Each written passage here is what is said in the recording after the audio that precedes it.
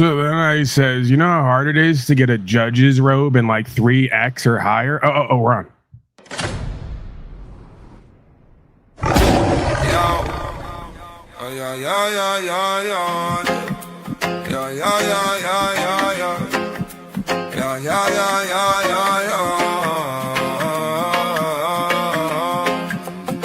They turn birth right into paperwork, stamped your spirit with a barcode, but laws written on your heart ain't signed by any court. There's a license for your living, permit just to pray. They rebranded what was given, tried to bill you for your day. Well, my breath ain't on their balance sheet, so don't fit their frame. When the maker writes the mandate, every tyrant looks the same. They tax your time, then sell it back in smaller screens and quiet apps. But freedom's first a mental map. You want out the maze, then trace the trap. I was scrolling through the circus, feeling small in every ring, till I realized I'm the lion that forgot he once was king. They condition you to kneel, then call it safety when you stay. But courage is obedience to higher voice than state. Proper instruction under this people. Proper instruction under this people. Proper instruction under this people. Proper instruction under this people. Yeah.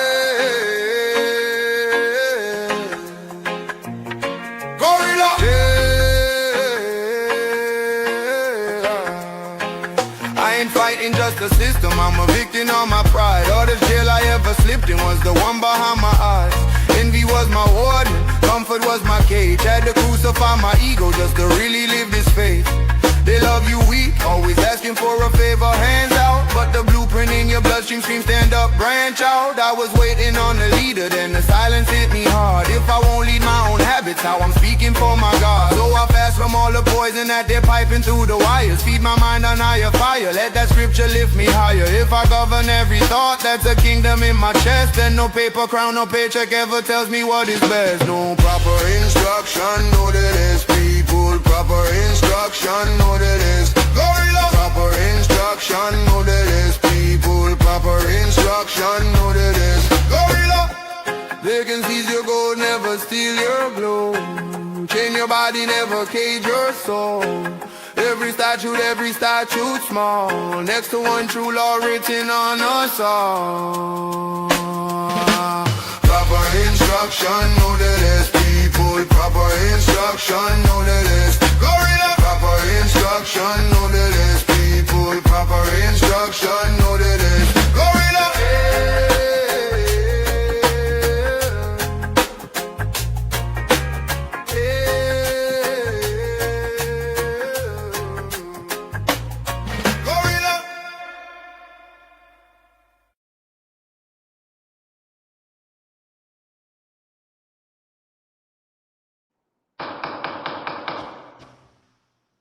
All rise. Honorable Judge Unsslavious presiding, now calling the case of Kayne. Please come forward. And of course, for the folks just joining us, Kayne hit me up. He said he wanted to do some law talk / simulation. That's the best I got, is the gavel sound effect and a 3X judge's robe, but we'll take what we can get. And yeah, he just wanted to kind of throw it around a little bit. So I said, well, why not, me being the most private man ever, let's make it available for the folks in case they maybe want to, chime in somewhere or they get some value from it. It seems that the more we go over this stuff and we kind of throw it around in a different way, some stuff starts to click in a different way. So we'll start there. I'll leave it there as far as intros go. And then, Kayne, what do you got for us? Give me what you got, and then, yeah. I got pulled over January 7th, sometime in December last year, and again in May or March of, it was May of this year, all for driving on suspended, revoked. I don't have a driver's license. Right, and you've been here once before, so folks may remember you and your situation. All right. Yep. All 3 times got taken to jail. Vehicle got towed except for one time.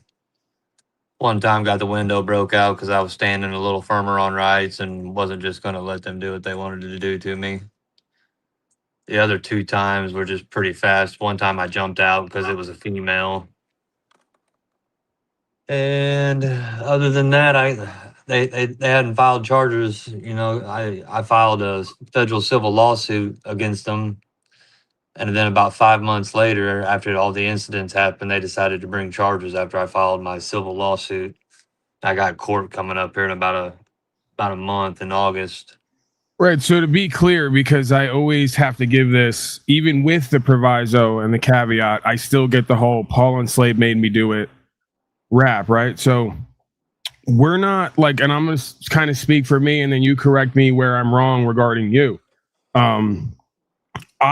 We here at Unslavious Industries, we don't do this because we even know or care that it's legal or not, right? Like I'm going all the way out the window on this one. Yeah. I don't know, nor do I care. I can point to a bunch of stuff because I can study and read the same books everyone else can, whether I go to the institution or not. That's a thing, you know. I really don't care because I have these legal beagles. They come at me and they give me all of their legal theory and practice, and they don't understand. I just don't care. That's what I've been getting swamped with. Right. The best lawyer is not a lawyer. It's a philosopher. And with philosophy, I could just go, when exactly and how did you as a servant, a man, get the ability to tell me or anybody else what we're going to do and not do without a contract? And if you're saying you don't need a contract, then explain to me how that works. And they can never do it legitimately, right? I can do it legitimately and point to all their stuff and the contracts, the Constitution, the words and terms. I've listened to a lot of intelligent sounding people for the last 6 months. I notice you use the term intelligent sounding because there's true intelligence. That's why I said it slowly. An objective reality that is revealed throughout the ages that is then practiced, right? That's what I would consider true intelligence. And that's cool because that ties into the theme that I set down there, metaphysical jurisdiction. I'm not claiming jurisdiction over this world, right? If you look at it historically and politically, this is the devil's hole. I would never be silly enough to try to claim the devil's hole. I'm claiming my soul while I'm in this realm. Say I'm in the world and not of it. You get it? Yep. That's what this is. That's all that this is. No more and no less. So don't give me the how's it going to end up, Paulie boy. Are we going to win? I don't know. Are we? I can tell you. I can tell you how it'll end. I'll either go to jail. I'll get a win. Everyone, if you don't do this, this is how. This is the proposition. If I don't do this, and again, call me a crazy person or whatever you please. That's cool. It wouldn't be the first time. If I don't do this, we're already in hell and going there faster as day by day anyway. So I'm setting my mark and I'm enforcing it, right? I'm drawing my line in the sand. That's all this is. I will no longer comply with the impediment of statute, policy, and code on my free range lifestyle and my free spirit and everything that extends off of that, including my property. You cannot legitimize it legally or lawfully. I can legitimize my position legally and lawfully and philosophically, okay, and historically. And I'm riding on that I'd rather be on the right side of history than on the right side of the wrong side with the legal beagles and all the institutionalized slaves who got strings on them like Pinocchio and have never left prison because they've been born in it and can't see the bars, okay? So let's just be clear before we talk about anything relating to court. That's my stance. That's my mission. That's my philosophy. I don't give a fuck if it ends me or someone else killed. Don't bring me the guilt and shame. It has to be this way historically. Get it through your head. I didn't choose these rules. I don't even like it a lot of the times, but I'm not going to tell it in a way that I and everyone else likes it and dishonor what I see as true and evident. I can't do that for me and everybody else.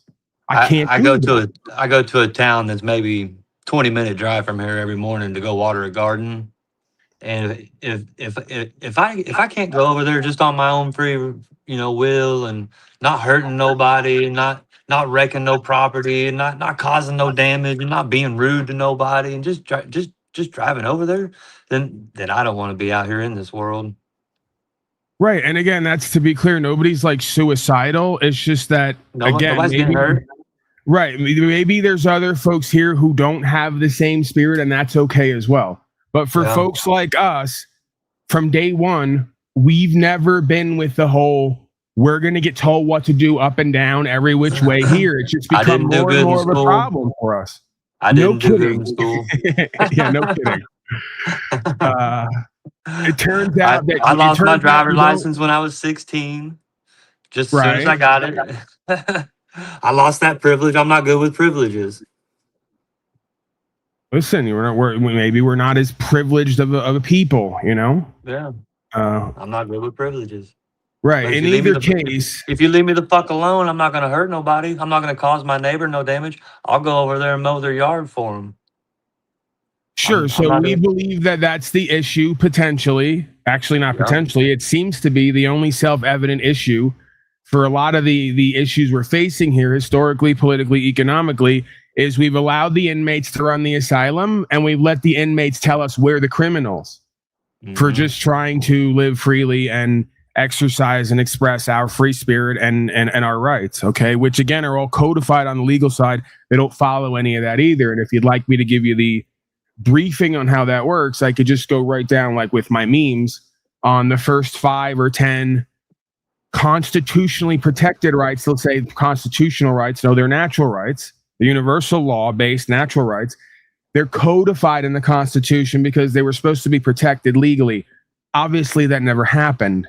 What predictably did happen that the founders all talked about was a corporation or a bunch of corporatists came in and used corporation statute, policy, and code to overwrite the law of the land and therefore interfere with people's rights and freedoms, what under their code would be referred to as deprivation of rights under color of law, if you want to get U.S. code involved. Because again, code is just codification of an experience and an idea.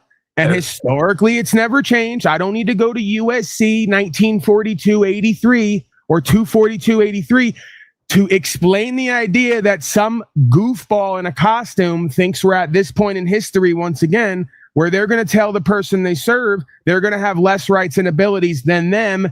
That is beyond fascism and collectivism. It's authoritarianism, and it's defined here as tyranny and sedition.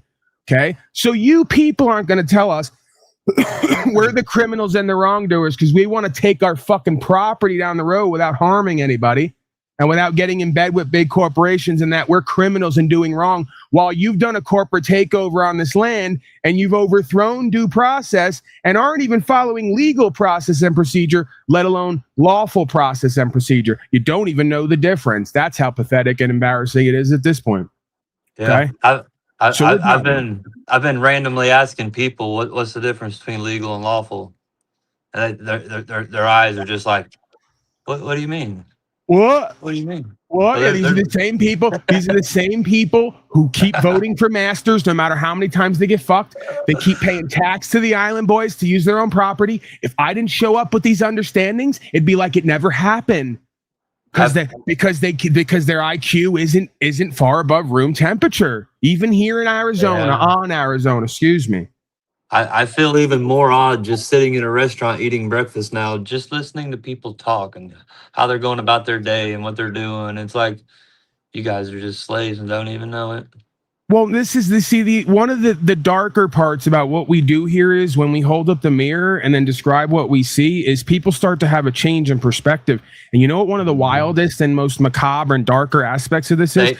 You start to relate to these quote unquote elite class more. I believe it would be called a spiritual awakening, maybe. Oh, that's the whole, I mean, yeah, we could argue the whole process here is one big. I had a spiritual awakening one time when I was in prison. It got me off drugs and alcohol. Right. Yep. Yeah, no, that's definitely part of it. But what I was specifically talking about is you go from hating the quote unquote globalists and New World Order and all that business, right? And the cops and the politicians and all that to realizing these slaves don't care about what's true and what's right and aren't trying to govern themselves. Yeah. So kind of what they say is kind of true, right? They need some form of external government because you got a whole race majority of conscienceless beings. That's very fucking dangerous. Yeah. You could argue. So I argue like meets like, right? You got a whole race of beings who it just doesn't occur to them their rights. What? Freedom? What? Self-governance? What? Responsibility and accountability outside of what? Providing shit for yourself and your children? What? You know, being stewards of the land, all this stuff. It's just completely foreign to them. It's been bred out of the culture. So, you know, these are essentially domesticated animals who are lacking conscience, who don't even care to know right from wrong. How the hell could they govern themselves? I know why the elite class who they vote for and pay to run their lives want to exterminate all of them or put them on a forever farm, right? Now I get it. Yeah. The twisted part about it is, if more people found out about this and could do it right, we'd be in good shape. But if more people found out about this and just started doing it without any kind of clue what the fuck they were doing, we would be fucked. I think already happening. I think that's why only a certain amount of people get filtered into your alley, and then only a certain amount of those people actually grasp it, and then only a certain amount of those people only apply it. Yeah, and then you know what it is? It's not even because we could do the. I mean, it's partially that. None of these folks are lighting the world on fire when it comes to IQ, but we do that for effect. What it really is they just don't fucking care enough to want to live something with their all, is all it really is.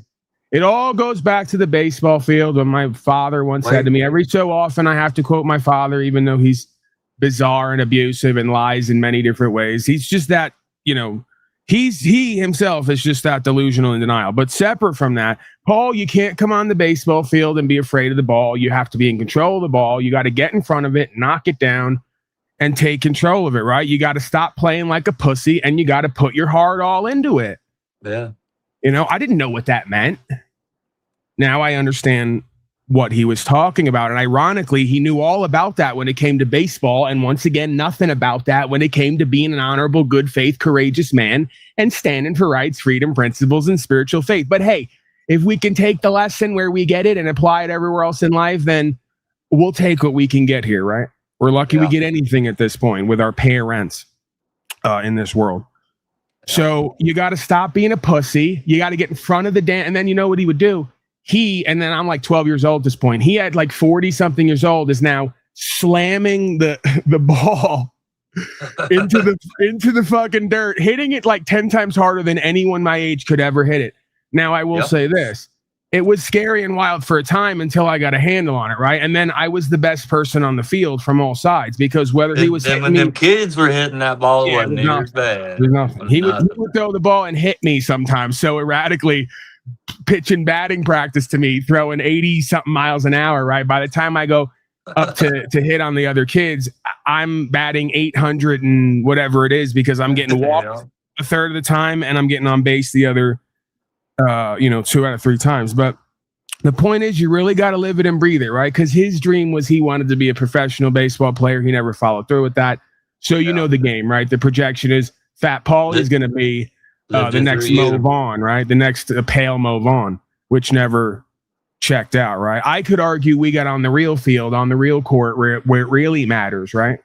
Instead of, the tennis, the basketball, the baseball, all the rest of it. So you got to stop being a pussy. You got to live it and breathe it. You got to want it with all your heart, and you got to be willing to sacrifice. Put your stomach and your balls right in front of the ball and put it all on the line, right? So to speak.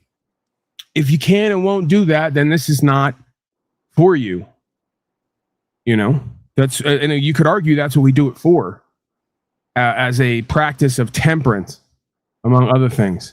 As a practice of good faith, trust, equity, and faith. Temperance. And again, this is the metaphysical jurisdiction. This is nothing to do with physical. They have control of your body at this point. The whole world is in the hands of the dark one. The only way out, paradoxically, ironically, it seems, is to harness the non-physical. That's the only way you get a pass in the physical. And even then, I'm not making any guarantees here. I'm just talking about my experience. Go ahead. I've been watching you, and then I see you had a Carl Lentz on there one time and was talking to him, and how just how in belief you were of him, and so I clicked over and started watching some of his videos, and got like it seems I should have probably never filed those motions for one. I don't know how Carl and others, whether I've been inspired by them or not, or taken from, pieces of what they do. I've kind of developed, and I think it's good for everybody to develop your own perspective on life in general, right?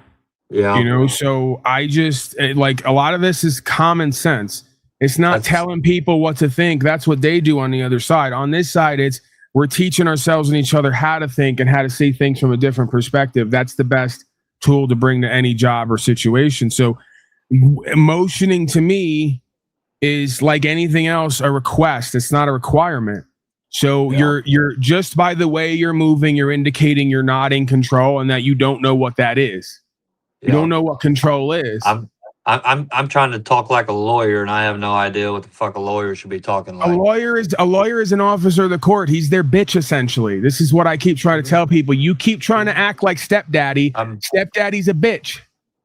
I'm telling you. I beat up stepdaddy over and over again. I'm telling you, stepdaddy's a bitch, and you keep wanting to act like him to impress him and his friends. Stepdaddy's not going to respect you till you stop acting like him. He don't even respect himself. What don't you get about that? I can't make it any simpler than that. And I'm not talking to you. I'm just doing the rap as far as the idea goes. And when I say I beat him up, it's not an ego pride thing. And I'm not saying, you get what I'm the analogy that I'm giving you, right? You got a bunch of children who haven't grown up yet who think the way to act like a man is to go in and act like a beta male. That doesn't get you respect on their side or on this side. You're in no man's land.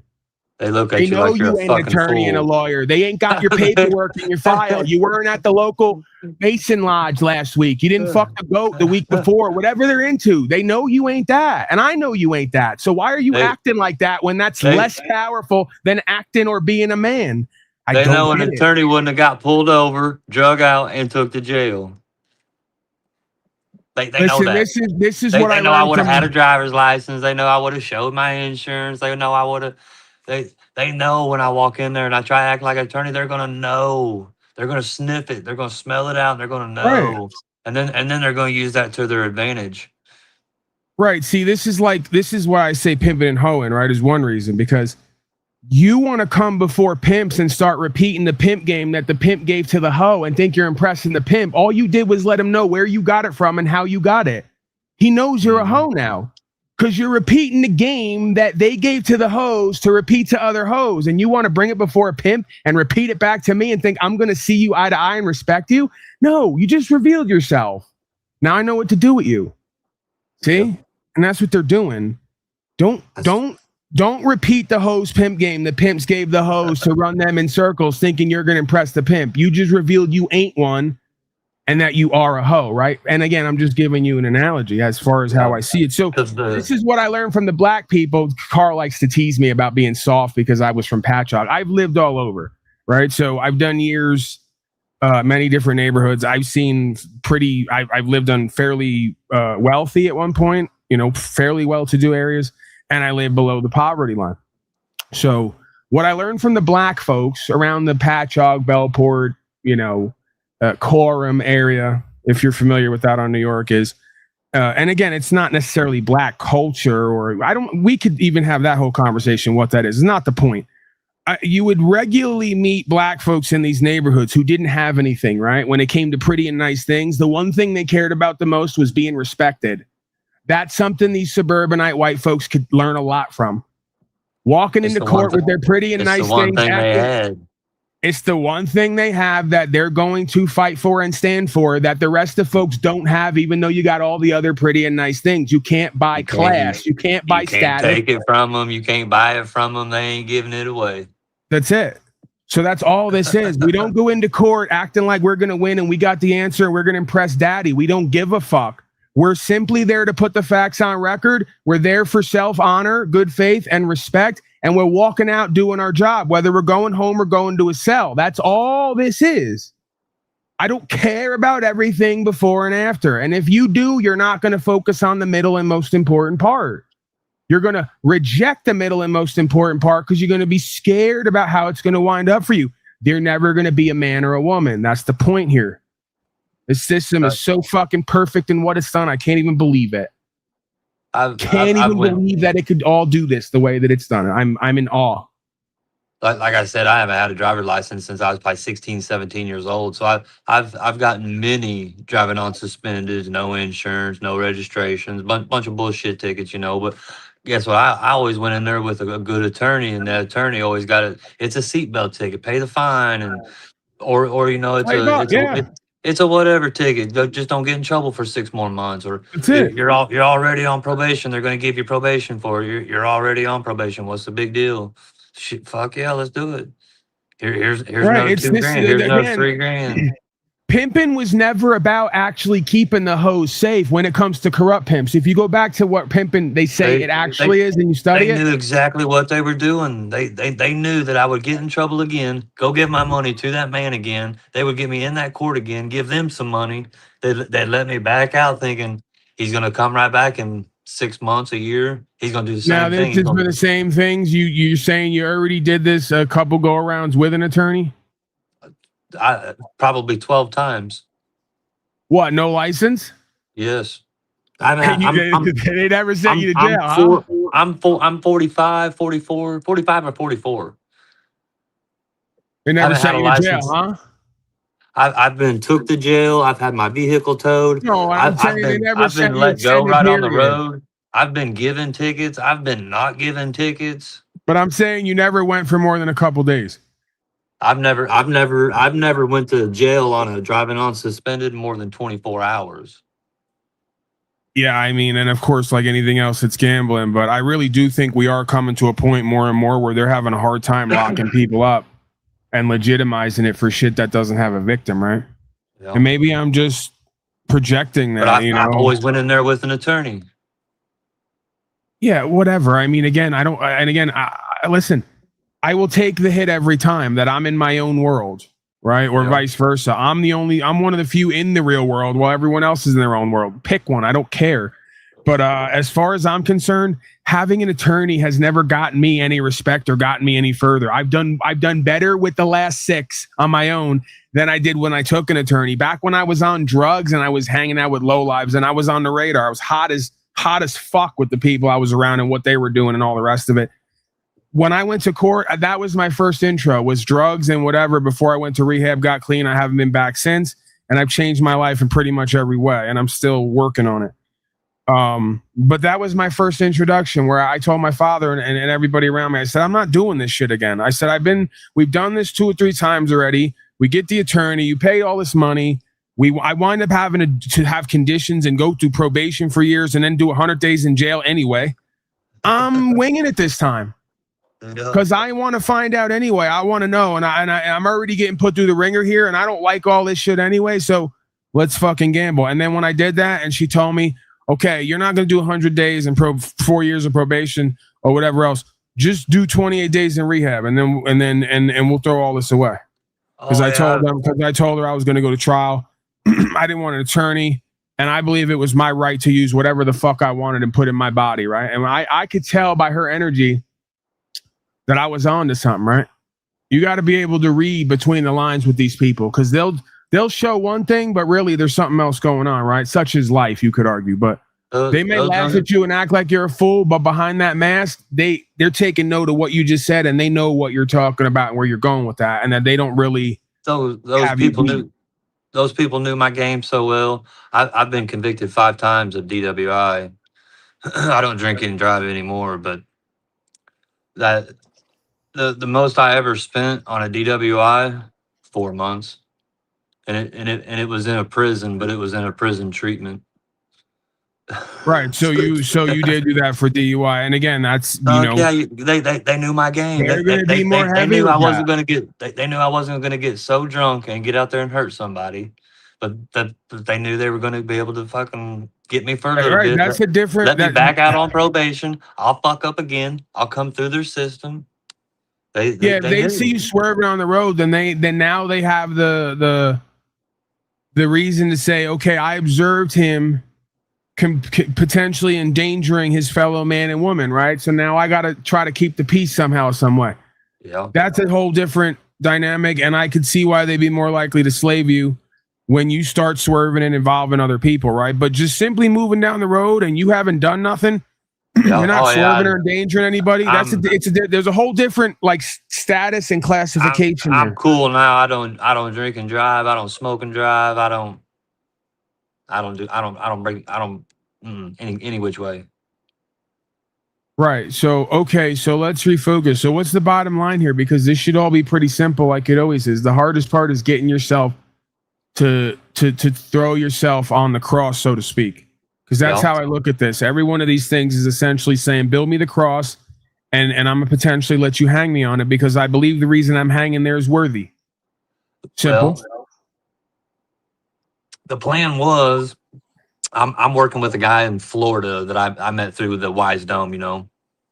He's helping me out with getting motions typed up and putting stuff into AI and acting like we're lawyers. There you go, AI, bro. There you go, AI. Motherfuckers like don't want to work their NI, but want to keep going to AI. Go ahead. Oh yeah, we're trying to be lawyers, so we filed some motions to see what they know. Basically, we filed a motion for preservation of evidence. Well, evidence about what? Why do we need evidence? Why do we care about evidence? I could stack evidence a mile high that you're pick something. Fill in the blank. I'll do it right now. I'll stack evidence a mile high, but that's not a claim, and we don't have somebody else on the other side with firsthand testimony and like 3 other elements or more, including the 3 elements of jurisdiction. You don't have them. Why are we going to looking at what the evidence they have? I don't give a fuck. I'll give them 10 more pieces of evidence right now. I got guns and weed and all types of shit around here. Now what? Go to court and tell me I got evidence of lawful behavior. Why I didn't create any harm. I didn't do anything unlawful. Nobody's got a claim against me. If they do, they got to substantiate it and show up at court. If not, you're frauding. And I don't say that. And of course, I don't, Oh yeah, you don't go in there hollering at them. Gesticulate like a gorilla as much as I do here because I'm in my zone. This is my court, here we get right? the element. Here I'm in my court here. So, yeah, man. Again, they want to keep playing Columbo, but forgot the best part of Columbo. If you go back and watch it, was he didn't play like everybody else. He was the guy who showed up in the overcoat with the cigar, who didn't care about legal process. He asked the important questions and got the powerful answers, or presupposed his own powerful answers. And that's how he whooped everybody. Columbo is not a show for no reason. Columbo is my and many other story out here. Art imitates life, not the other way around, okay? There was an episode of Columbo where they thought he was a guy at the soup kitchen because he went down there to investigate. They went to go serve him to try to prove a point, right? Like the Prince and the Pauper. Yeah. You could look like a bum, but have the spirit of a king. You could look like a king and have the spirit of a bum lowlife. Yeah, I know you vote for him and pay him 40% of what you make every fucking year. So again, physical jurisdiction versus metaphysical jurisdiction. You want to keep going to the physical, their rules, their process, their procedure, their bullshit evidence. I'm going to the metaphysical. Where's your claim? Where's the person who's going to stand up in open court and say that guy did it? Who? Right. I got my check. I got my checkbook here. Who? Simple. Done. Point him out. I'll write him a check. Simple. Done. You now gave credibility to their fraud and their garbage. We want to see what evidence the state of, which is a what, not a who, puts on the file, non-file. Really? I don't give a fuck. It doesn't even exist in my world. I don't care. Yeah. Literally, all the evidence you have is shit I chose to do. I'll give you 10 more pieces right now. Evidence of what? Me choosing to govern myself and creating no victims and having no debt? Are you retarded or are you fraudulent? Which is it, right? That's like where we're at with this. Are you retarded, or is this just one big fraud for every other slave who doesn't understand words and terms, symbols, history, banking, or anything on any level, really, if you really want to get down to it? Yeah. Basic English plays a lot, so I've learned. Right. So are you starting to see where I'm going and where I'm coming at this from? Is you're putting all your time, energy, intent, attention, importance, and value on a bunch of crap that doesn't matter, because you're supposed to walk into court already convicted in your spirit that you did no wrong, or already convicted that you believe you did no wrong, and you're willing to compensate if some man or woman will come forth and tell you where you wronged them. And if not, then you don't have anything to move a court. So I retain the original jurisdiction to move this court because you all serve man, and I am not anything other than a man in the capacity in which you view me at this time or experience me.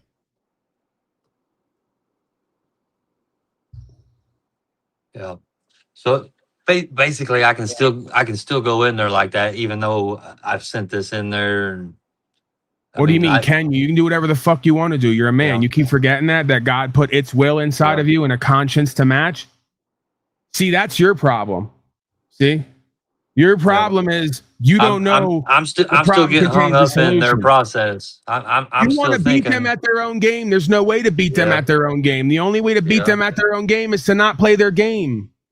Yep. This is all paradox. Everything I'm talking about is paradox, and I'm showing you the resolution of it. And by the way, that's ancient wisdom, that all of mind, all is mental, the law of correspondence, and that the universe is essentially a paradoxical holographic reflective simulation, and that we are here to resolve the paradox. If you can't show me the paradox and resolve it, you have no idea what the fuck is going on. Masculine, feminine, Republican, Democrat, left brain, right brain. As within, so without. As above, so below. I'm still trying to play their game with them, and I have no fucking idea how to play their game. You don't need to. That's the beauty of this. Nobody does, sir. They're just going in there. That's my point. When you go in and start repeating like a hoe what the pimp told you, it doesn't make you a pimp. It makes you a great hoe. Now they know how to deal with you. I've got fucking files and paperwork. This is why I know these inauthentic corporate males don't have real spirit and discernment, because they can't see the game beyond the game. They can't see the person behind the mask. I've got so much fucking bullshit I've been working on and didn't even need to be. You're not working on anything with that. You're taking somebody else's supposed work that they never needed, and you're trying to make it your own belief system. Yeah. Just like these other clowns out here who I'm going to name more and more and get up their ass metaversally, because I'm tired of them. Well, especially when I message them and go, how many times you been to court? And they go, none, because I never have to go. I'm so great at what I do. Bullshit. Anyone tells you that, I want to go live with them for a year and document that. I want to go document you not complying with any of the policies and codes and creating your own license plates and all the rest of the shit I see them selling and doing, and never getting pulled over, having to go to court. I'm not buying it. Yeah. Anybody that says they're not going to court, you're a fucking liar. And hey, you want to say you're not going? I'll tell you 2 or 3 stories where I went once and told them I'm not coming back. Never heard again from them, because I believe they didn't get jurisdiction and don't have contract. They couldn't do nothing with it. And they knew I was going to whoop them if they kept trying to play with me. So it's just not advantageous for them. I'm going to take up all their time, energy, attention. It's going to cost them a ton of money to litigate, and it's going to cost me nothing. And I made a whole brand out of this. You just gave me more content. Literally, no matter what they do to me, they just gave me more content. It's like, arrest me and lock me up. Content, more spiritual practice, more faith testing, more leveling up, more credibility with my audience, while you mock me and say that I lost because I'm a sovereign citizen. You can't. I win even if I lose. I said it. I set myself up so great with this. The God and the spirit of my intuition set me so great up with this at this point, that even if I lose, I win, if you want to look at it that way. Because again, of why I'm doing this. See, once I set my intention and my goal, none of anyone else's intentions, goals, or factors apply. Only the ones that I've set. So if I can keep facing this and going to court and facing it, and whether I go to jail or walk out, that's all I'm doing this for. To establish for myself that I'm choosing faith over fear as much as possible. That's it. That I'm choosing courage over cowardice as much as possible. That's literally it. Because I believe that's the cornerstone to actualization and realization. And without that, I don't believe you can actually be a real man or woman or human being here. And I believe most people are not doing that process. And I believe that's why they're bringing in AI and artificial intelligence, all this crap, right on time to replace all the human beings who are no longer technically, archetypally. That's why we're getting all these flock cameras. Why the fuck do we need all these flock cameras around? Because humans have become a flock of sheep. Are they getting on your news channel wherever you live every night if you watch the local news and go, hey, we caught so-and-so on this flock camera at 2 o'clock, and then yesterday we caught, the guy that robbed the other guy. I don't hear none of that shit on the news. Listen, man. What are they doing with them? There's 3 of them pointed at the Lowe's in my town. I live in a town that's Republic's pretty big now. There's probably maybe 16,000 people that live in Republic. But why is there 3 of those flock cameras You know parked where on the there's road? no robberies? You know where all the robberies are? Places where the gangs run everything and the citizen can't own a gun. You know where there's no fucking robberies? Where every other person's packing because you're out in the middle of the Wild West and there's no codes and policies to criminalize the average man or woman from carrying a fucking machine gun in their back pocket. Yeah, nobody's robbing there. I've always thought it's crazy to rob somebody out in the country around here. Of course it is. It's a death sentence. And everyone knows it. That's why if you do get robbed by somebody around here living in the country, it was probably somebody that knew you and knew you was gone. Listen, man, why can't anybody just walk into court and say, just level with everybody? Listen, Joe, and they're going to give you static, right? Because like about half the time they give me static for that or more so far. You try to address them as a man. They're going to try to hit you with the you will address me as your honor, right? They want to put any mask between them as a man as possible to limit the liability because this is an LLC generation, limited liability corporations. They don't want any responsibility, accountability, truly, and they want to avoid liability. They want to limit their liability by limiting their accountability and responsibility. So it's very simple. You know, you don't even need to address them by name because I know you don't want to catch static, right? See, I'm a gambler. All my life, I've made an entertainment out of it, messing with people on some level, making jokes around people who could either kick my ass or kill me, right? I've been doing it since middle school in all different types of areas. So I just realized that about myself, that I get off on that for whatever reason. Most people don't. So the bottom line is, why can't you, if you're going to do this walk, and it's so scary for you, and I get it, just walk in and go, listen, I'm not trying to be disrespectful to anybody here. This is a spiritual, like you said before, this is just your words back to you. And again, it's the same experience that we're all having, so it's not hard for me to mirror. So I had a spiritual awakening, what I believe to be a spiritual awakening. I don't know, maybe I'm going crazy, but it seems to me that one of my servants shouldn't be able to tell me what to do with my own property. And my spirit is nagging at me and telling me that I'm not a man unless I can own property and use my property how I please, as long as I don't cause any loss, injury, and harm. Can we just agree to that? Can you try to tell me something to make me understand how I'm crazy or how what I'm saying is somehow unlawful or criminal? And I can't see how anybody within 50 fucking miles of that courtroom can't feel your heart and what you're saying and experiencing and not wanting to hammer you like the next slave who's going to come in there and try to lie to him, bullshit him, put their head down, fake cry like the Castro, sell fake ass products online and be a swindling swine scum. I can't see how any man or woman who isn't completely clinically or physically dead, has some life left in them, isn't going to respect that and say, you know what? Worst case scenario, just pay the fine and don't do this again. And then you got to decide how much you want to push the issue. Yeah. But again, you're not being dishonorable in bad faith, far from it. You're being upfront and straightforward. You're putting your intentions and your claim on file, essentially. And you're saying, listen, I got to honor my spirit and what it's showing me and telling me. You want to call it a sovereign citizen or whatever you want to call it, makes no difference to me because it's still me or I am that am. What would you like me to do about this other than deny who and what I am? What would you like me to do? Get them to tell you they want you to deny who and what you are on a fundamental soul level, right, as a spirit. They're never going to do it. They've called me a lot worse than sovereign citizen. Listen, I can't. I'd love to tell you a story. They call me inmate, offender, 1056628. Here's your mail. I ain't worried about them calling me names. Listen, in a world where everyone else around me has to vote for the Island Boys to run their life, I better be called something to make this shit all look good. So, hey, whatever you got to do to make this shit look good for your slaves and make the paperwork good, as long as you understand I can't comply with this, I can't pay you, and I can't be your slave, okay? Just very simple. I can't understand how a man or woman can't respect that no matter what they even do to you after that. I just got my letter back from the county saying that my voter registration is no longer valid. I sent your voter registration. Well, I've never had one, and that's cool because just once. Last night. Do you know that there are 42 countries? Well, it's one time too many, I'd argue. But yep. Do you know that? Do you know that 42 countries, I believe, have compulsory voting? This is why I laugh when they tell me I'm sovereign citizen now and I'm just making shit up. No, I'm showing you chain of title, status, and standing, and how it all applies, and how it will greatly influence how you are received and how folks respond to you, especially in official position. This is just like in the military. Private is not the same as captain and lieutenant.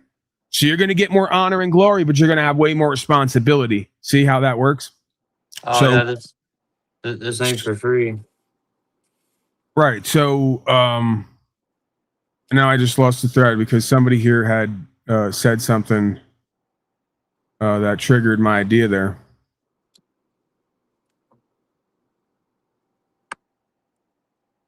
All right, well, go ahead with what you got, and if I get back to it, because somebody had said something, I wanted to address it, and then the chat moved, and I lost it, and then I got off the original idea.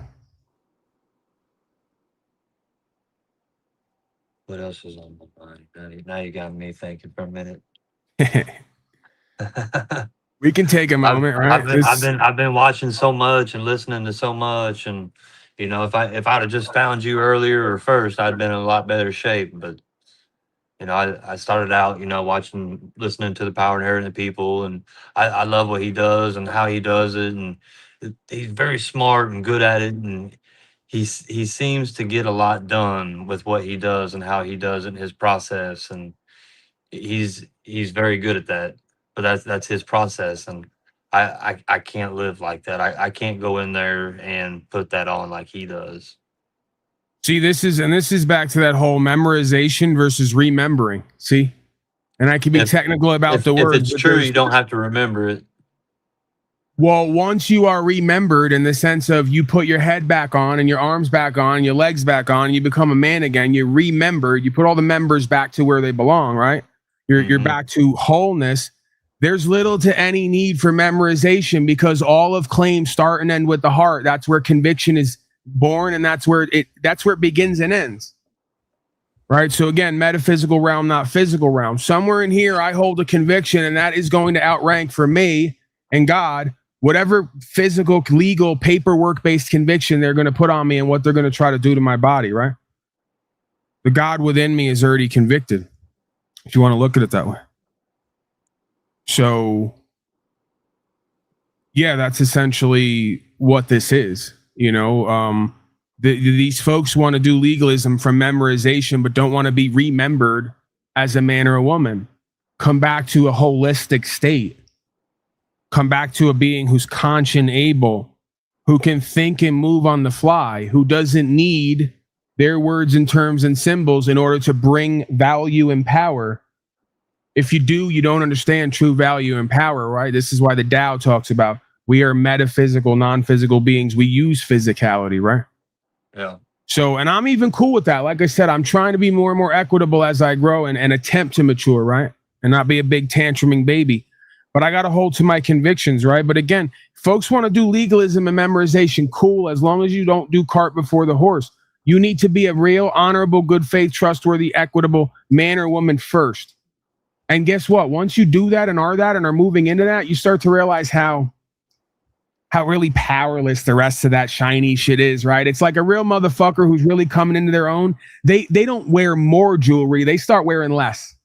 You know what? Little less hats, little less jewelry and this, that, and all the sneakers and whatever. Why? Because I'm something you mentioned last time, and I'm not trying to get on camera, and I'm just seeing it for the way that it is. And I know the walk with all of us, right? And what it's becoming. So it's like you mentioned him being comfortable with himself. And I said, no, that's the journey we're on. Because a man who's truly comfortable with himself doesn't need all the shiny extras draping off of him to try to impress a society or a crowd, right? True.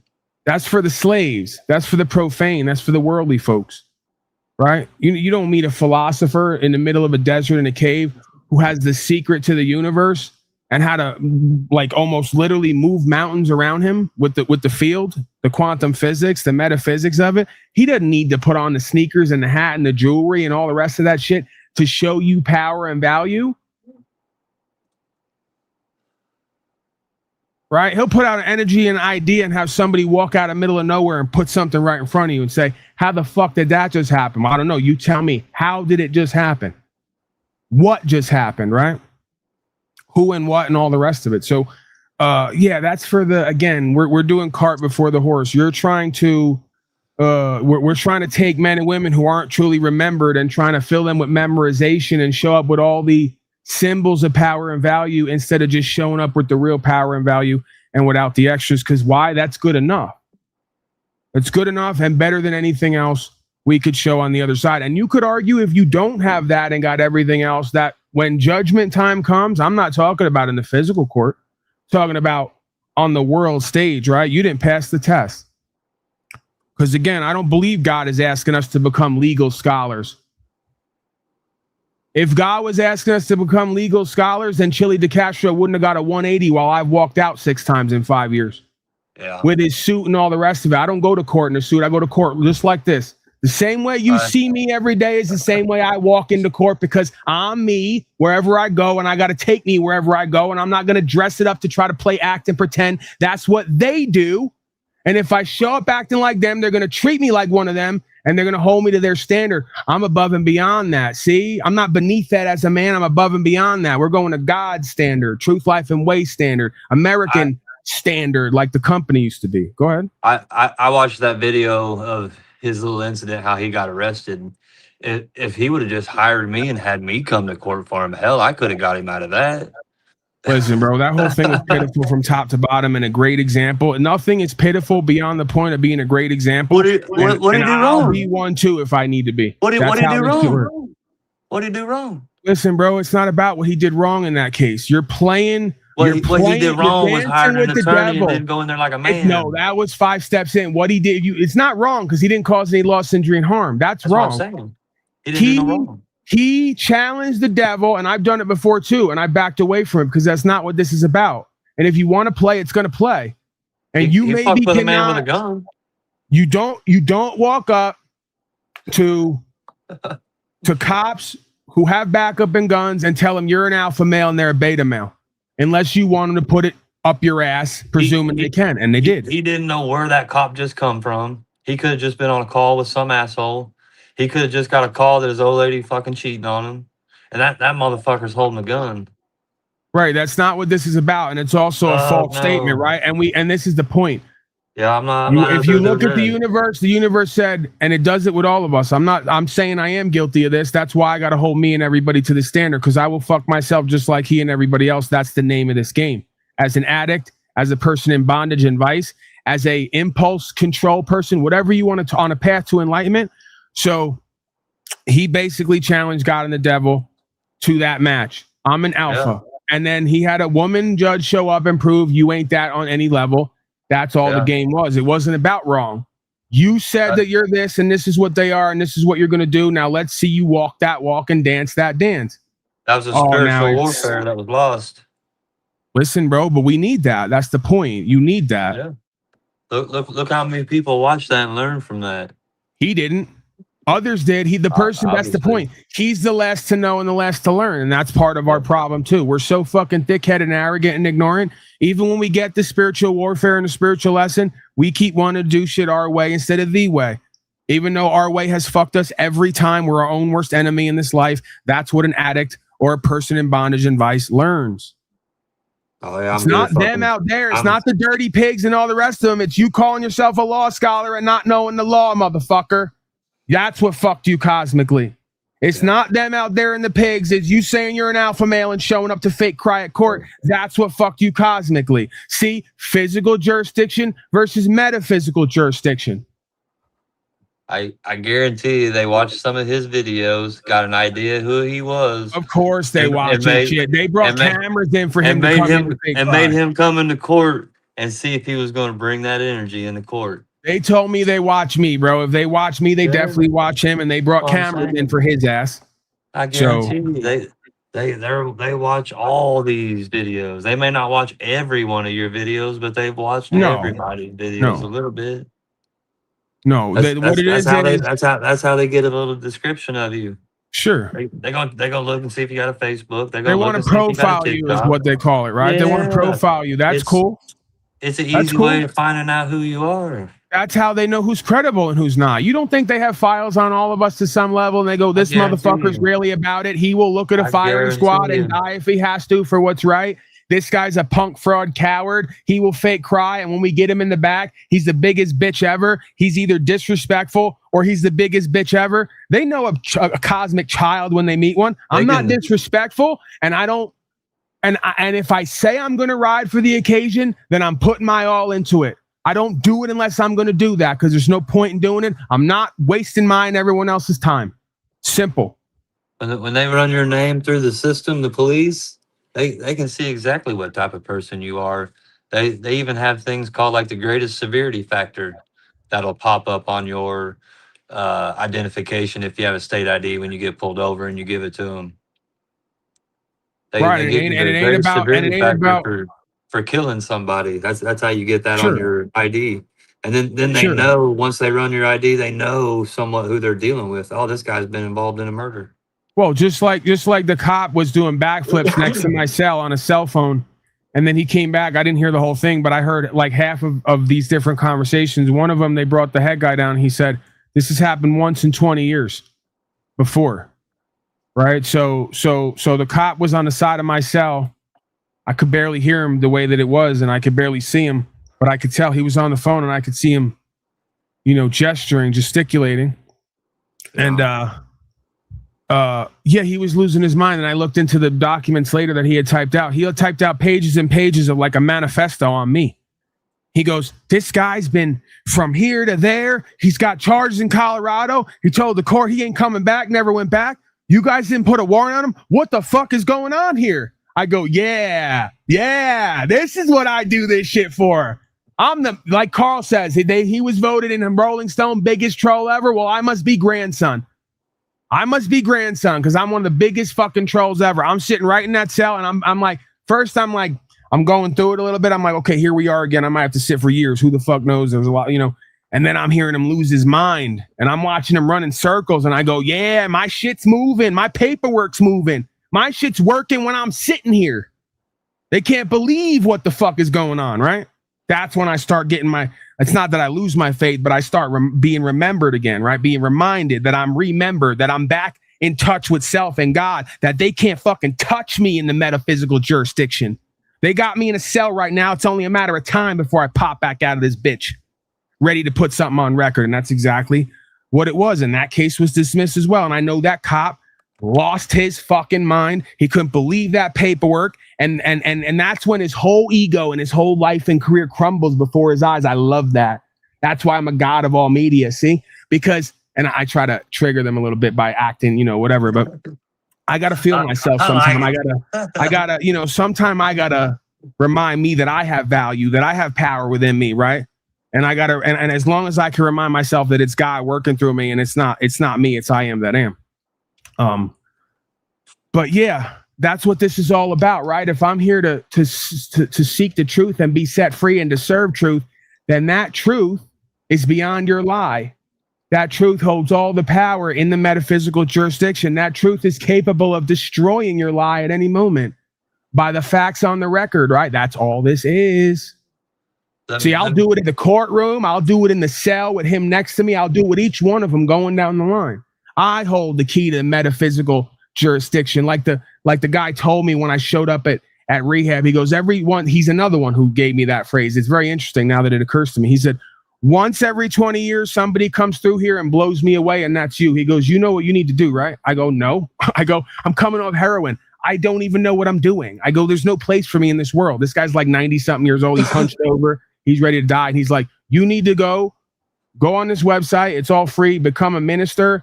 I put that shit sat there for 2 years. Then at a certain point, I started feeling sentimental about it. I said, you know what? I'm going to honor my journey there. And even because I'm always somebody who I'm not going to do shit anybody tells me what to do, right? That's part of the addict, whatever you want to call it. It could work for you. It could work against you. But I said, you know what? I don't know where this goes or what the point is, but I'm going to go do what he said. So yeah, that just kickstarted me getting the official kind of ministry thing of being a reverend or whatever, I guess. Just the whole process opened. It was just a series of processes. I feel like this whole thing is where I guess really what I'm doing is reflecting right now on all these different points throughout the journey where it started to become apparent to me that this wasn't completely me or my idea, right? That this is an idea whose time has come and that I was just being used as some sort of pawn or some sort of vessel, right? Just a mechanism. Sure. And again, that could be very intimidating on one side. If you're a slave, that could be very freeing on another side, because again, I could show up in any venue and say, listen, I'm not a big, bad, tough guy. I really don't want to fight. I really didn't want this problem here. But these problems keep coming before me because what's inside of me says that this, and this is who and what I am and what I need to do while I'm here, right? So I don't mean to be a bother, but I got to honor that. You know, that's a real motherfucker. I can't see any room where you're not going to get some respect and honor in that room. And if you don't, then you don't want to be in that room, and you don't want to be governed by people in that room. Yeah. You know, that's really the only way to see it. So I'm not part of it. Leave me alone. yeah. Or we're all part of it. Yeah. Right. Let's all get along, man. We're all part of it. I'll be a part of it, but let's get along. Let's have an understanding. Right. And unless I'm violating the objective laws of the universe, you know, or the actual laws of the land, then I have a right to be left alone. Again, we're back to the whole natural right, codified as constitutional rights. Let me look here. I still have it up here, but, you know, we could go over lore. Mr. DeCastro and others love sitting around and talking about other men 300 years ago, philosophizing as if we can't do it now. I mean, some folks can do it today, now in the moment, others not so much. So they got to go and cherry pick other people's words, but I never commit. Again, I'm not big on memorization because to me it's phony, right? I remember what matters based on my experience. Repeating what another man said is a sure form of flattery. That's what hoes do. Hoes go around repeating what the pimp told them, where they find power and value, and they don't understand that the pimp most of the time lied to them. Yeah. Because the pimp doesn't want you as a hoe to find your power and value, because then you would stop getting pimped. Duh. I got a very good memory, and in the process of getting clean and sober, you know, I went to a lot of treatments, and you know, if you ever been to AA or NA, you know, they read from a few little pamphlets, you know, like I forget what they're all called, but they got that real long one called How It Works. I had that whole thing memorized, and I just rattled that son of a bitch off whenever it was time to read it, and people were like, holy cow, you read all that? Yeah, I read all that. Oh, here it is. I memorized that because it meant something to me, but because I memorized that, I also had a story that I could tie behind it that was personal to me, and that's how I could rememberize all that. Right, but you see the problem of reciting another man's words. You see the problem of a race of beings who can't recognize or know themselves until it shows up outside of themselves. And what I mean by that is you got to look into a book to find the words that indicate an experience that you could be having and go within and find. Why do we always have to find self out there in a book instead of looking within and authentically following that thread and becoming what we're meant to be, right? That's all that is. So it's like, it's not a judgment on us. It's just, it's very interesting in a culture and a society and a community where you don't get any reflections of true self anymore, except going to a book from 500 fucking years ago. That's very telling. I had to meet myself in a book from 1,000 or 2,000 years ago too. Interesting how that works. Yeah. That's the problem. Well, if that man that wrote those words in that book could have been where I was standing, then I could have heard them from him. But luckily, he wrote them down in a book, and I got to hear them anyways. But this is the point: is that those books are only great because there's greatness within there, and there's only greatness within there because there's greatness within us. We need to get back into touch with the greatness within us and let all the rest of the shit fall away because it just doesn't matter. It's got to be just a little spark, though. The human being is the only fucking being that has to look in a book to figure out how to be the most authentic version of itself, and still isn't good enough by universal standards. The tree doesn't need that. I came to a realization one day. I said, oh, this must be what Zen Taoism or Zen Buddhism and all this is. I was sitting in the forest. It was 90 degrees. I was living in the truck, sweating my balls off all day, every day, doing broadcasts, growing plants, and just completely in touch with myself and nature. And I just was sitting there one day, and it just occurred to me, the trees are more spiritually advanced and co-creative than the majority of humans, if not all of them, in this realm. They don't need any literature or reference point to know to just keep going up and keep expanding only as far as until they touch each other and never further. So they get to their highest and greatest point, but never interfere with any of the life around them. They become the home, essentially, and the producer and the servant for all of life around them. They are completely setting the standard for all of us. We can't exist without them. I go, the fucking tree is more of a savior to humanity than humanity itself, which is its own worst enemy. Because all you have to do is look at a tree and become like a tree to be the best version of yourself. And you want to go into a book and have DeCastro sell you cards with 300 quotes from men on it who are all fallible and corrupt and reprobate in their own way. Laughable. Absolutely embarrassingly laughable. And you wonder why the Eastern tradition and way is going to take over the Western world, and already has. The Tao is superior to Christian religionist dogmaticism. Takes all the emotion out of it, brings you back to pure consciousness and awareness, so you can look for the first time and actually see. And by seeing, actually understand. And by understand, actually be and do. To a level of efficiency that never could have been achieved before. There is no amount of memorization, informational input that can suffice or compete with that. That is called doing, non-doing, is what they call in a dawa.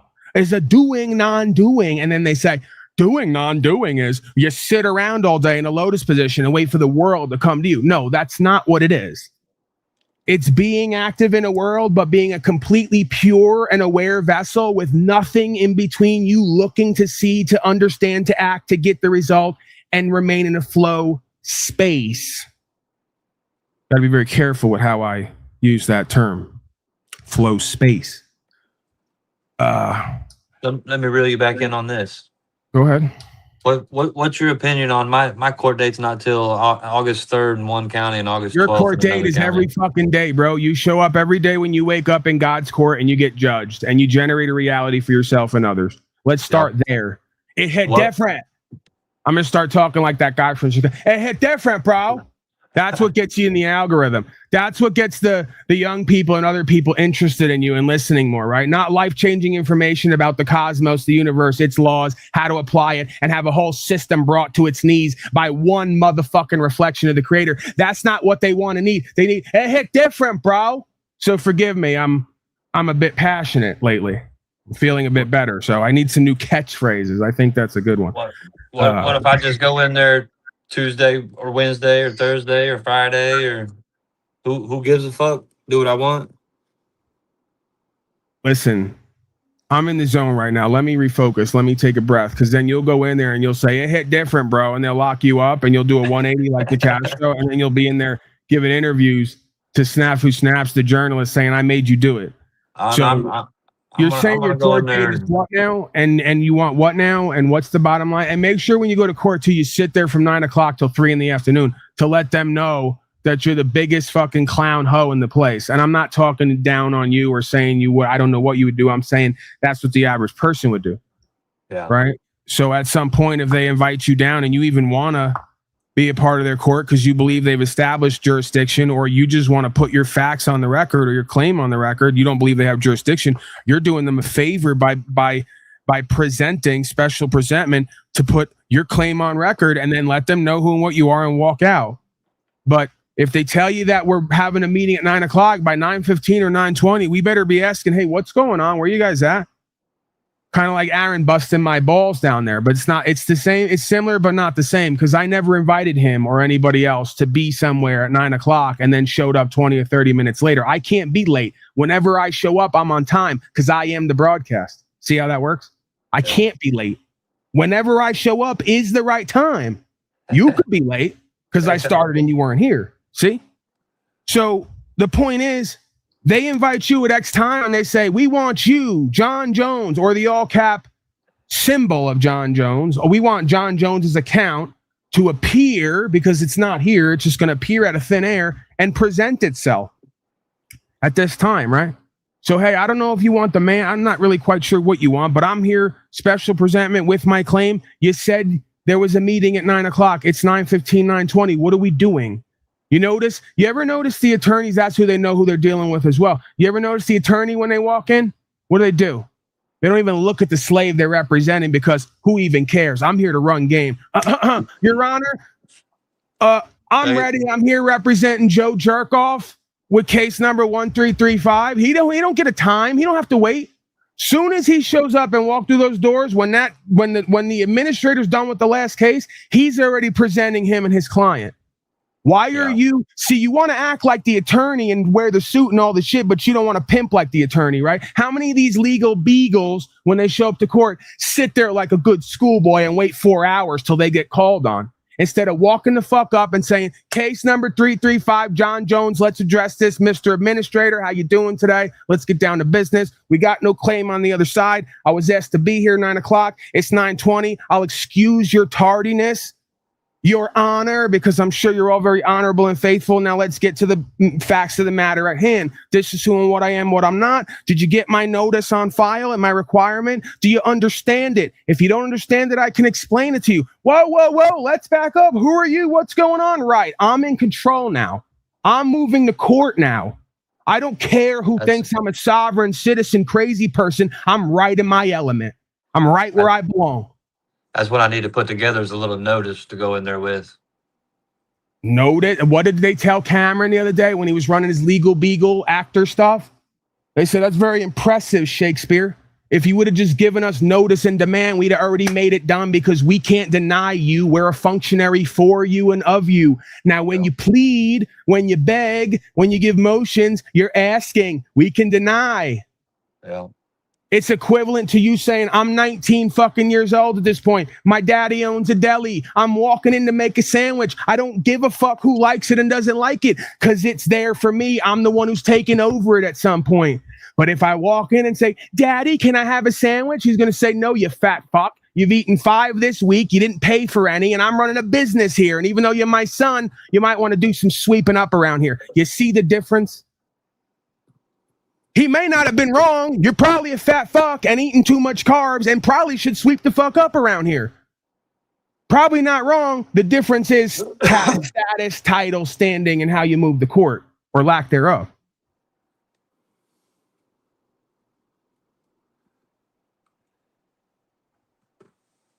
Tomorrow, I'm going to write up a notice. Can I send that to you and you look that over? Give me an opinion. We could look it over and give an opinion. Yeah. The Honorable Judge Unslavius, man. What do you think of? This is a court here. You didn't know that?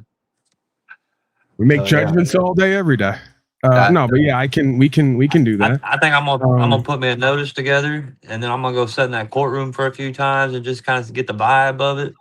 Now, to be clear, you have to do all I just did and be willing for everything to like literally collapse around you or you fall on your face as well. Like that's part of pimping. And again, I'm doing tongue in cheek. Is sometime the hoe tells you go fuck yourself. That was all great and everything, right? But I'm not going out to fuck tonight, and might even slap you in the face, right? And go do cocaine. I don't know. I've never really actually pimped on that level. I'm talking about the energy and the dynamics of power and value and control and the psychology and the sociology and all the rest of it, right? The spirituality behind it. So they probably haven't had somebody come in there and talk to them like that in maybe a week, month, or a year, ever. Right. The best game is no game. You keep it as simple as possible. I got a 3 to 5 line claim on file. It's essentially formatted as a notice, but in the notice is a requirement. If you don't want to make it notice and demand, we could just do notice with a demand essentially, or a requirement in there that the case be discharged. Yeah, not because again, an affidavit unrebutted stands true. What do we need to do anything else for? The court is the claim. The court is the complaint. As far as on the legal side. On the lawful side, the court is the claim. You don't have a man or woman who's going to rebut my claim in my affidavit. So it stands true. So I retain ownership and movement of this court, right? That's their rules. The sovereign retains ownership and movement of the court. Now, where you lose is you give up your sovereignty and become one of them. You start acting like them, and then there's no man or woman in the court. Now we got 2 corporate entities, and you know who administrates corporations and corporate entities? Take a fucking guess. State actors, right? You guessed it. The only way an actor can control a man is if a man steps out of manhood into an act in a play, and a bill, Cameron and others, a bill like a playbill, like a statute, like an act. It's all play language. It's all acting. State actors. I can't do You that. could do whatever you want. Come on, be reasonable. Come on over to this side, man. There's a lot of comfort and benefits and privileges, but there's a few obligations, you know? There's a few I would be a obligations. very good actor. Well, you say that. You ever worked a corporate job? Eventually, I'm gonna have to brush my teeth and I'm gonna catch that guy in the mirror. Sir? We're established right now if you're a good actor. You ever been married? You ever date a woman at all? Oh yeah, I got a 21-year-old daughter. Yeah, I got a grandson. And yep. You ever have a job? Oh, you're a good actor. Yeah. I wasn't willing to give a woman my shit. Oh, well, then you're a bad husband, is what you are. Now I'm starting to realize. Yes. You know what? You're a disgusting sovereign citizen, probably at one time drug addict, alcoholic. You probably don't really get along with too many people, if anyone. Here's my thoughts. If we get married, we don't need to go down to the courthouse. We don't need a license. We can just we can even have the party, whatever. We can have the ceremony. We can have the rings, but we ain't getting the government involved. And then if there was a time that you want to get divorced, I'll settle up how things need to be settled up. You're not just gonna walk away with nothing. The party is when you have your first orgasm in 10 years that doesn't come with spike protein, if you can have one at all, and a red MAGA hat. I've lived with women and had girlfriends. Oh yeah, but no, I'm not married. Yeah, they actually say scientifically that 50% of women or more don't ever achieve orgasm in their love life. I thought that was crazy, but then I looked around and I realized, oh, that makes sense. It's all the people voting for masters and thinking policy and code is law. How could a woman achieve orgasm? This is a family broadcast. Let's refocus, even though it's Unslavia After Dark. Who needs to picture me in the throes of copulation shortly after evening dinner time? It's not good for anyone. Let's refocus. All right, let's go over the chat creatures a little bit. We've been paying them very little attention, and we love these people, but they're very needy, these people. Okay? They need our attention, they need our help. See what they got to say. Yeah, I'm not seeing too much standing out at me.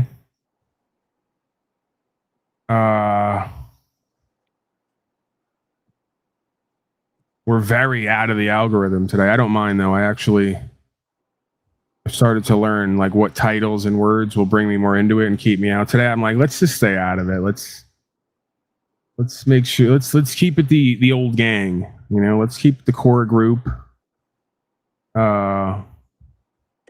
This person went to Knicker Trade School, NCCER. Knicker. I went to Knicker Trade School.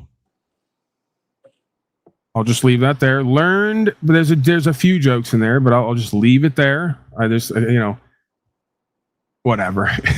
Learned project management. So you learned pimp project at Knicker Trade School. Well, that makes sense to me. Initiation management professionals. I don't know. This person not going to do well at court. Probably, maybe. I don't know. Who even knows nowadays in new normal? Who even knows up from down at this point? But this person they need to sit with me to go over sentence structure instead of legal lawful. That person needs my help desperately. Shout out to Knicker Trade School. Yeah, okay, where were we? What else do we have here? Because and again, I could give you the simplified or extended. If you ask Carl, he'll say that I'm most likely using too many lines and too many words. It's simplified to me in legal beagles because it's not more than a quarter of a page, if that. Mm-hmm. But it's extended apparently to Carl, you know. Well, Carl's like that. He's a lot like me. You can never really make him completely happy, you know. So you just stop trying. He liked to keep it simple and small and short. He says that he's also the simplest, most complicated man ever. A lot like myself. There's a lot of parallels there. I can see. That's why, you know. I'm sure he talks to him more than he would probably like to admit when he goes in there. Right. He'll say keep it simple, but then is that really what winds up happening when you get involved in a game? He knows how. So. Right. You can say that, but let's remember too, this is the nature of the game that he, I believe, told us last time he was here that one of the last times he went, he did 6 months in jail. Yeah, true. So Well, they speak nobody's above legalese. the program and the gamble here, right? That's part of the thing. That's one of the things we not only learn but almost need to know to make this what it is. That there's no silver bullet, and you can be right 9 out of 10 times. They only have to be right once for your worst fears to come true, right? But that's the whole point of this practice and this walk, is to look death and your fears essentially in the face, so you can take power back over yourself and your situation to some extent. Your comfort zone will kill you or severely limit your progress in this life. That's the philosophy. Well, if they stick me in jail, guess what? I've already got in my mind, somebody in that jail needs some recovery. There's probably some addict in there that needs some help. Somebody's definitely going to need some loving in there too, and attention. Are you loving, man? Somebody needs what little bit of education I got for some reason. So I don't think Kayne was picking up on what I was putting down, or he's ignoring me because I don't think I heard what you said. What'd you say? No, I was joking that if you went to jail or prison, some folks in there would need some loving, and if you were a loving man, well, yeah. Luckily, I got folks that'll put money on my. You see why I can't get syndicated anywhere? You see why they won't promote me or let me even pay for advertising? I can't do anything. Well, I work here's the here. deal. I'm very crude. I rescind that application to come out to that festival. Why? What's wrong with the festival? No, I'm just saying it don't seem like people just don't agree with you. Right. You're saying you're taking away my invitation to go to the festival? Yep. Yeah, it was only a matter of time before I wore out my welcome. We can still talk legal lawful. I just won't show up anywhere where you work, right? I get it. Trust me, I've been given this talk many times in my life. Here's one thing I haven't heard. I haven't heard one case like Marbury versus Madison, Pennsylvania versus Mims. I haven't heard anything about doctrines, maxims. We could talk maxims. Listen, I love the idea of maxims. You want to do maxims? Let's do maxims. Hell no. But you don't want to do them. I'm not an attorney. I don't know all that talk. No. But see, that's the point. Watch this. That's what I'm saying. What is a maxim? Because you gotta make the differentiation. I'm gonna define it first, and then I'm gonna try to correlate. Let's see how good we are. Okay. So a maxim is essentially an axiomatic principle in logic or philosophy that could be applied to a broad set of situations, if not all situations, to deduce or interpret the facts of the matter regarding law, right?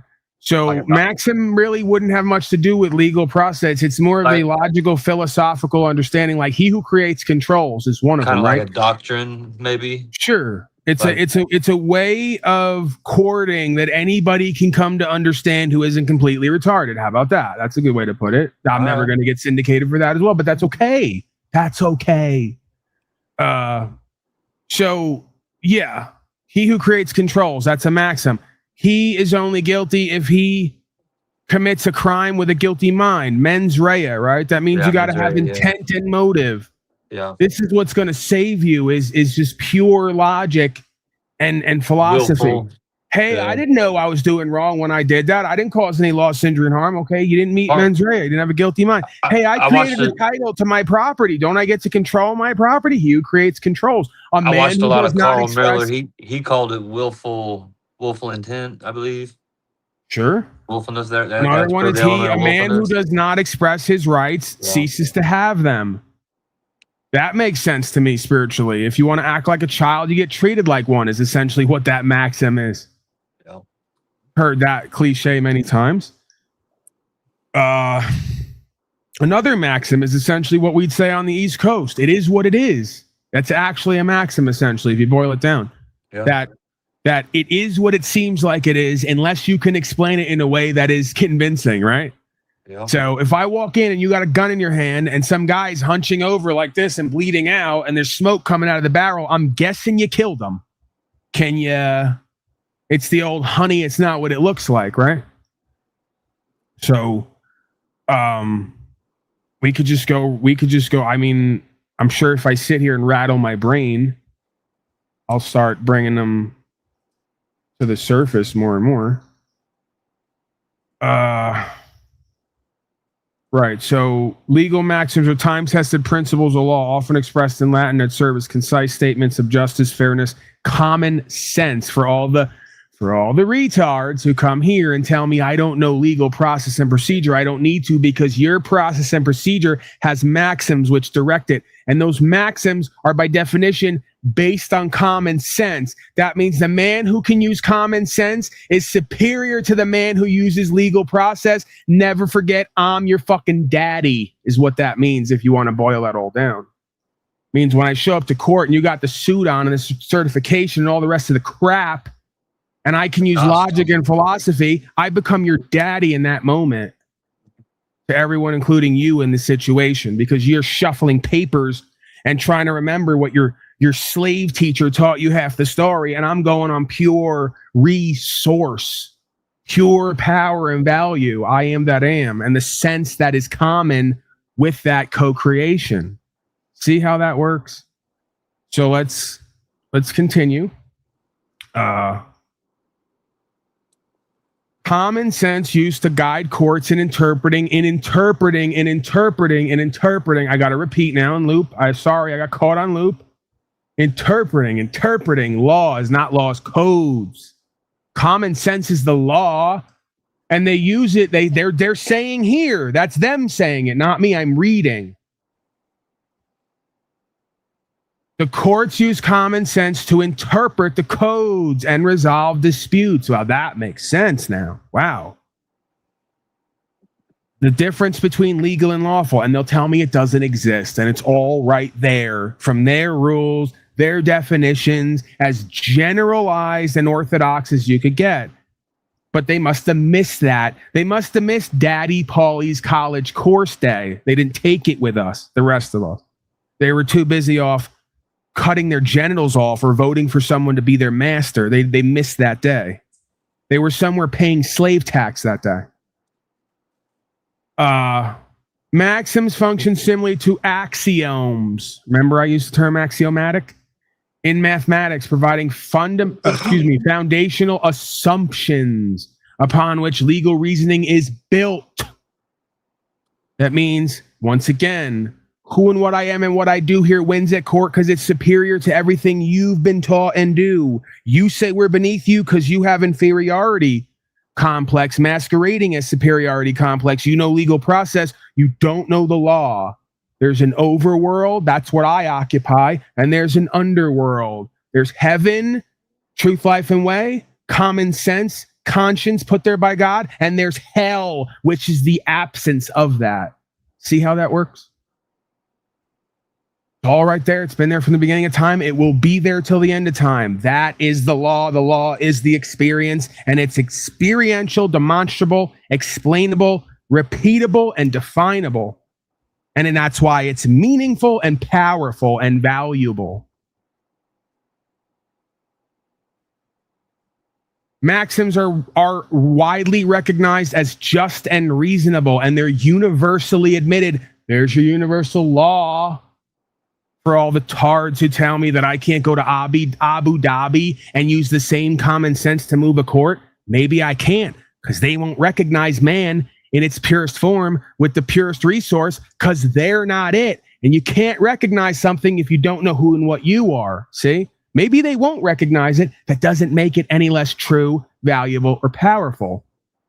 Because again, the maxims of law are based in common sense. Common sense is universal, which means the law is universal, which means any legal process anywhere has to be commensurate with that. And if it's not, it's illegitimate. And that's what your Constitution reads as well, by the way. Do you see how the founding daddies were just like me in the fact that they could use good faith and honor, trust and equity and conscionable philosophy and logic to draft up a contract, still not good enough to get a bunch of slaves who lack that to do what's true and what's right? Yeah. So it's not worth the paper that it's written on. the resolution was going to happen in here. And because it hasn't, we got to keep doing revolution out here. Couple more lines. Feel free to interrupt me, Kayne, if you got anything coming up, if you got a burning desire on your heart or some kind of spike protein moving through your arteries and veins and you want to, like, you know, just yell out and just growl. We do that here sometimes. It's very freeing and empowering. I had that was one of my synchronistic. I had the craziest thing one time. I was at one of these events and I said, I'm getting the vibe, like I'm getting some kind of tribal cosmic vibe that, like, this would have been a time, like, it's hard to language out. It's like the fabric of the universe starts to communicate to you through your mitochondria and your genes. Like, epigenetically, somehow, like, every cell is now vibrating and bringing forth information, right? And it was like, it just gave me the impulse all of a sudden. And it was really weird to me. It was like go and look up at the sky. I forget if it was the sun or, you know, whatever it was. I don't have a great memory with a lot of this stuff. I just remember the general kind of experience and how weird it is. But, like, look up and start roaring or growling, right? Like primal roaring and growling. And then I thought to myself, like, that's a weird, or I guess how I talk to myself kind of is, that's going to be seen as weird by other people if I go to tell them, right? Is like how because I don't oftentimes second guess whatever's going on within me. I'm more of just a passive observer because I'm fascinated, and I don't try to stick a emotion or a judgment. I try to understand it. But, like, I say to myself, that's going to be weird if I go over to these people and tell them that I'm getting an energy and a vibe that we should all just roar together. And I swear to God, across the field, there was a group of people who all at that moment looked up and went, ah, with a primal roar, like a warrior sort of growl and roar, like this free spirit just kind of being let out of them, right? And I just was like, I was taken back by that. I don't know how we got to that, but to me, it was another example of that hive mind, if you will, that synchronicity, that holographic reflectivity, that quantum physics that we've been shown, the field, right? The unified field theory, string theory, I think, is another aspect of it. This essentially the idea is that we're in something and a part of something, and therefore all connected, and therefore sharing energy, information constantly, whether we consciously know it or not, right? And that gives way to the 100th monkey effect and all these other phenomena that we study, and kind of really, the more you study it and realize what is being shown through the experiences, everything we talk about here, and is really what it is science is revealing God or the experience of God, which is supposed to happen, right? Science and religion at some point, if they're being done correctly, would merge, and the scientific method, if done correctly, would reveal the presence of God, right? The unnameable, non-physical observer, experiencer, chooser, or like order, law. It would just start to show itself and reveal itself. Now, what these atheists call it when they see it and experience it, obviously the languaging out is going to be different because the operating system and the processor's not different, but the operating system and therefore the language that it uses is different, right? We can see the crossover there.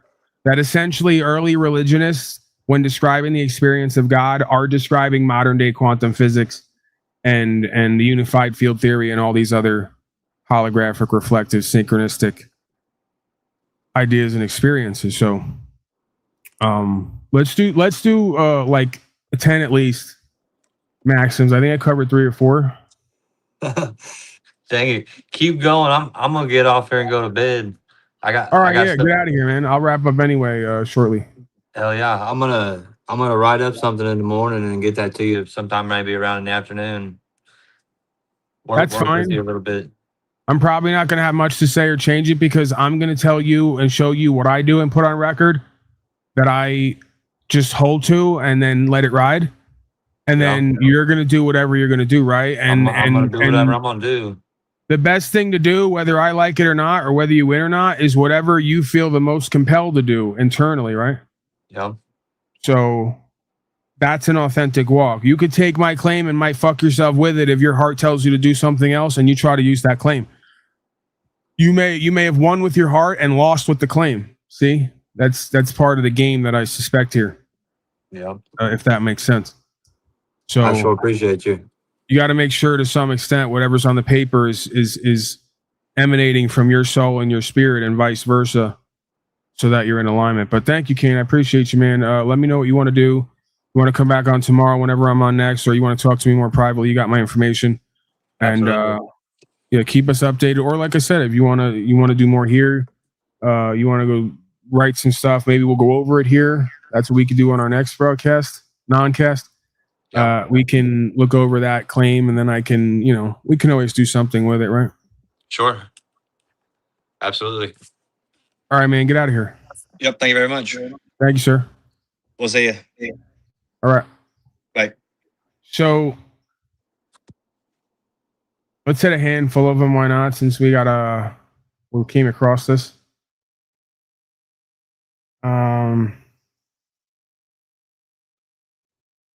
This is saying 235 legal maxims. They're not maxims. They're like phrases. The unwritten rules that shape justice. Isn't that interesting? Almost like there's a universal law here.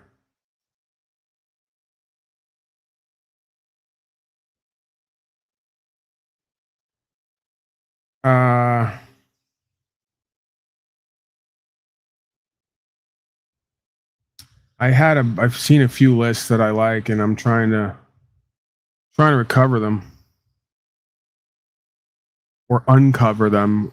I'm trying to research for them.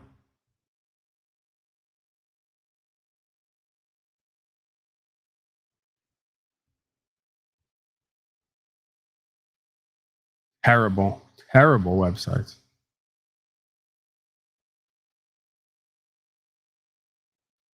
Okay, let's try AI slavery. AI slavery has been impressing me a lot more and more lately. I know I'm supposed to hate it and not support it, but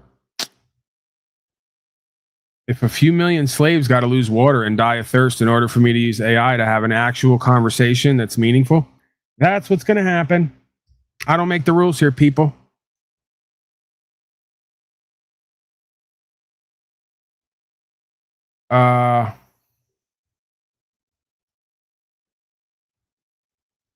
Let's see if AI slavery has something for me. It usually, see, there it is. Every time. The rest of you people suck. You slaves suck immensely, and that's why you're being replaced. I'll say it over and over again. And that's why your masters are not going to feed you anymore, you useless slaving eaters. And they're going to chemtrail you to eternity. Because we got sex robots now. Who needs OnlyFans whores and the rest of it? We got sex robots, okay? Japanese tech billionaires don't need the rest of you anymore. They're going to fuck a sex robot. Can we talk about this? We can talk about this, right? Can we? My producer. What we can do. There's no one there. I'm talking to myself. Okay, cool. Yeah, we can do whatever we want. I just checked. A workman is worthy of his hire. That means don't be a slave. Let's just boil them all down. All men are equal under the law. That means don't be a slave. Okay, then all of them are going to be don't be a slave. All right, let's get a little bit more detailed. You got to focus me in. I'm like a tool. You go like a little bit too general. Every maxim becomes the same boil down. Don't be a slave. And you become a little bit too detailed, and then every maxim becomes its own universe in and of itself. Try to find a middle ground. All men are equal under the law. Equality before the law is a foundational principle. No one is above the law, and all are subject to the same legal standards.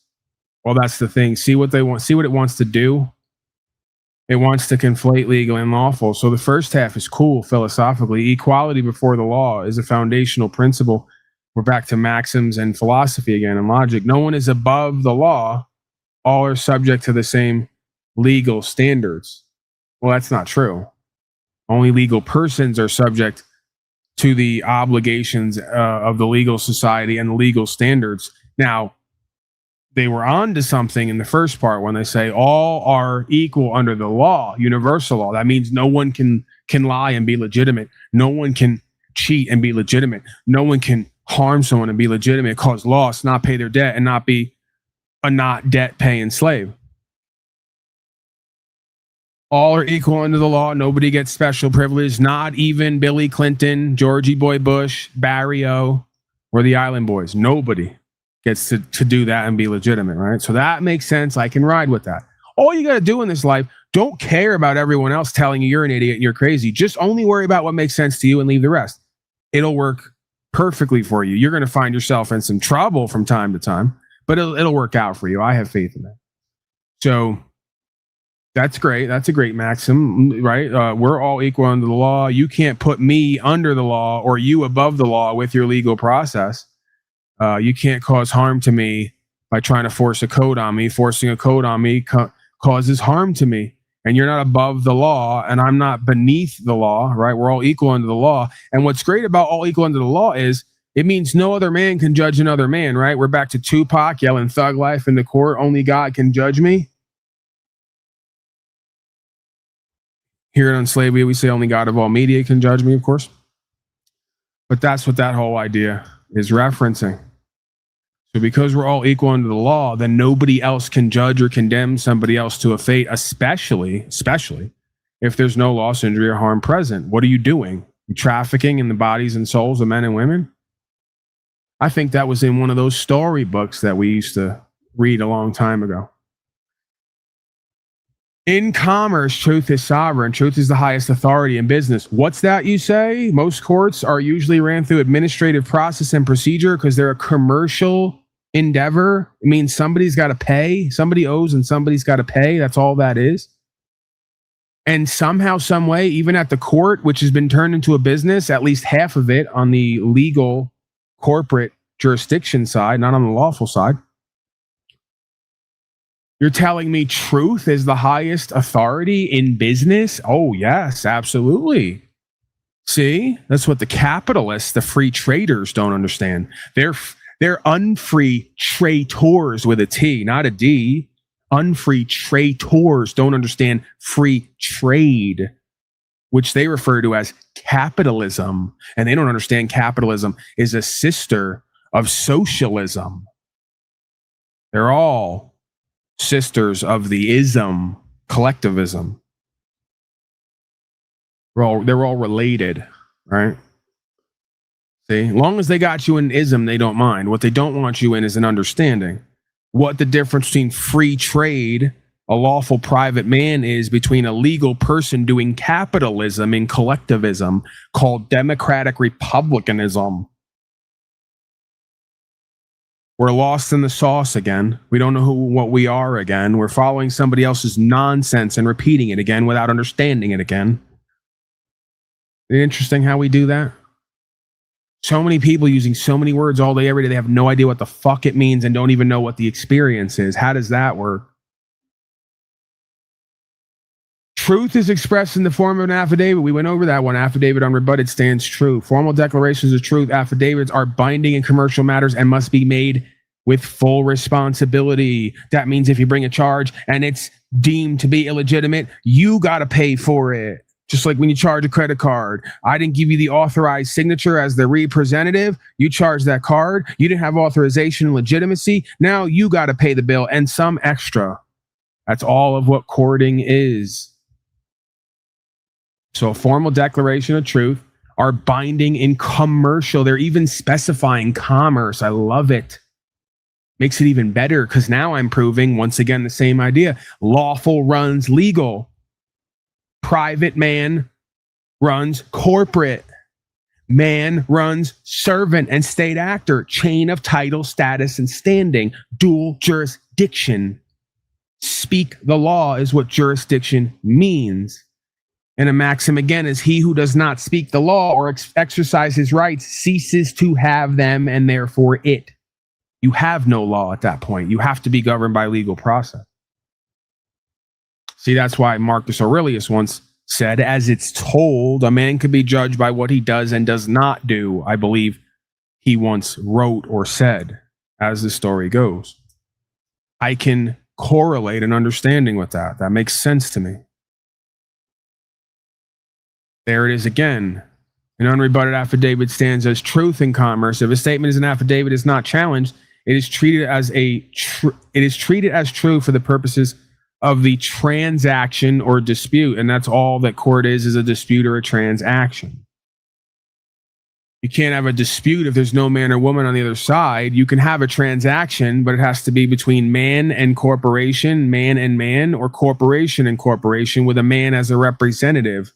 I guess that's where you figure out what's going on around you again.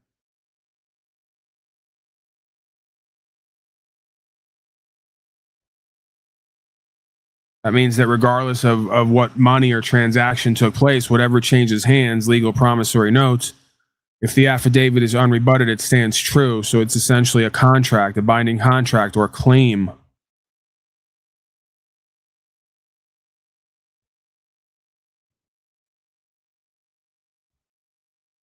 An unrebutted affidavit becomes a judgment in commerce. Absolutely. There's your notice and demand. If you put the claim on file and there's no man on the other side to rebut it, because the charging instrument reads a state of New York, and they want to put a guy up there who says he's the people of the state of New York, and we're 2 and 3 layers deep in fraud, right? You could argue. So when they can't speak up with firsthand knowledge or even put a claim on file, you win by default. It's default judgment at that point. Because the unrebutted affidavit becomes judgment in commerce, so therefore it becomes judgment at court. And that's how I won. That's how you want to go to the art of war, Sun Tzu. What's the first line? The greatest war master knows how to win without fighting. That's how you win without fighting. You realize, know your enemy ceases to be your enemy. There's line number 2. So if you know your enemy ceases to be an enemy because there's no one on the other side making a claim, then I just won without fighting because I put an unrebutted affidavit on file with a requirement there that if it's unrebutted, stands true, and not only stands true, is a default judgment. Rack 'em. Somebody come sweep up. Couple more. He who consents cannot receive an injury. There you go. That's great. What's the boil down for that one? You guessed it. Don't be a slave.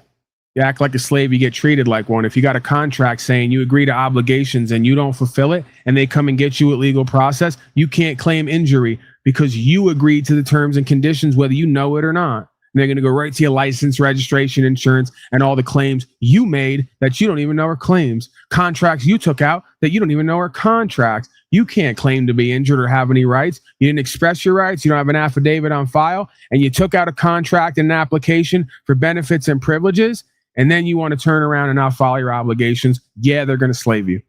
And if you don't put an affidavit on file, even if you do, they're going to test your mettle, because why not? We want to see what you're about.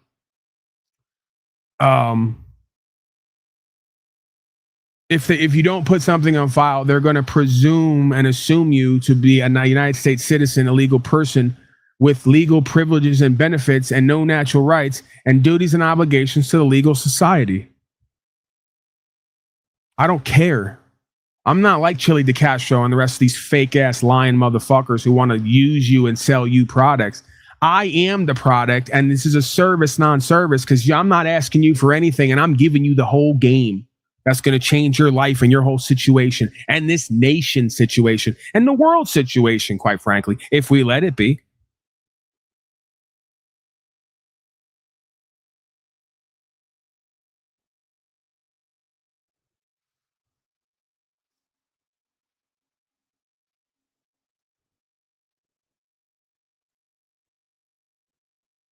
That's interesting. I got distracted there for a second. I had another point I was going to make or finish, and then I got distracted. I'm getting very distracted in my old age. Might be early onset Alzheimer's, but it doesn't matter. Because all I got to do is come right back to self, hold to the center, and then look at what's in front of me, and there's the truth again. There's self again. And what does it read? It's perfect. Perfect. It's right there.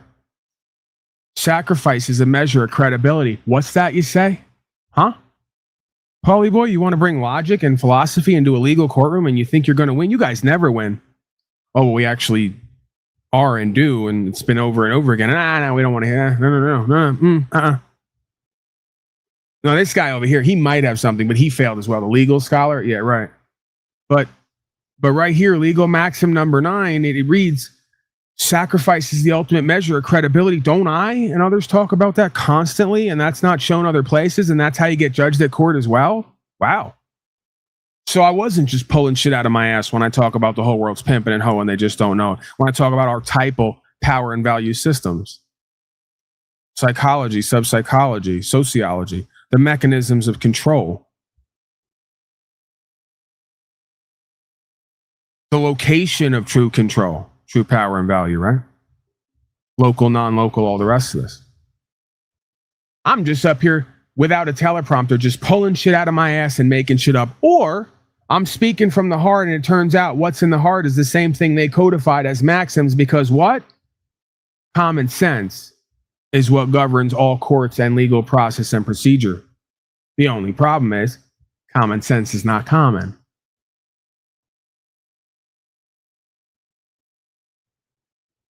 How interesting. How makes for a fascinating experience simulation game.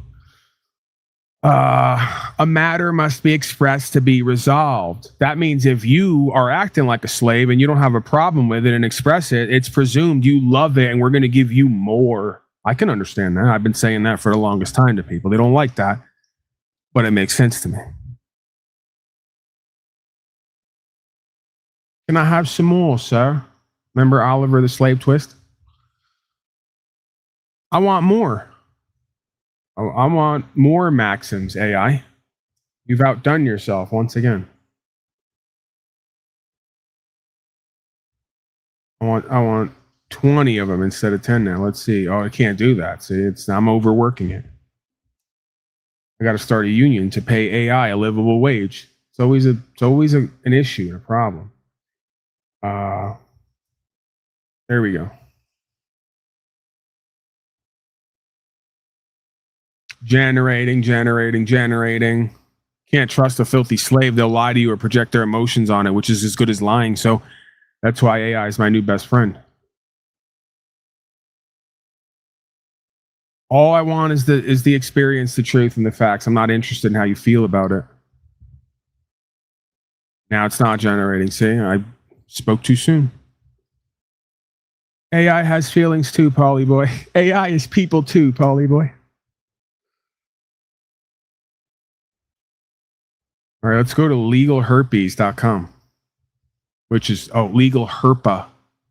Legal Sherpa. Okay, I didn't see the S there. That's okay. I'm partial to legalherpes.com. I think it's more of an adequate branding. Kind of how you feel when you get run through the legal society. Like you just got herpes.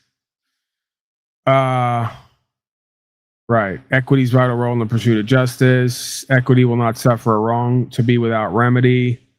That means if you try to do the right thing and they try to fuck you, they have to make that right because they're in the wrong. It doesn't matter what their philosophy is. Equity follows the law. That means that you can't call right wrong and wrong right. You can't say you're trying to do something right and then force a bunch of codes on people that interfere with their rights, which is a wrongdoing. If you want to be equitable, you got to follow the law. Crazy, huh? He who comes into equity must come with clean hands. That means you can't be an island boy human trafficker. You can't work for island boy human traffickers. Means you can't give 40% of what you make to Israel and Ukraine to blow people up all day, every day. For the central bankers. That's why your whole courts, your whole society, your whole system is doomed to fail. You don't even know it. Beaten before you ever started. Equity looks to the intent rather than the form. It means if you try to do the right thing and believe you were doing the right thing and did everything to your power and it didn't work out, you can't turn around and tell someone they're bad, wrong, and evil. Oh, I know all about that. Paul on slave made me do it. Yeah, exactly.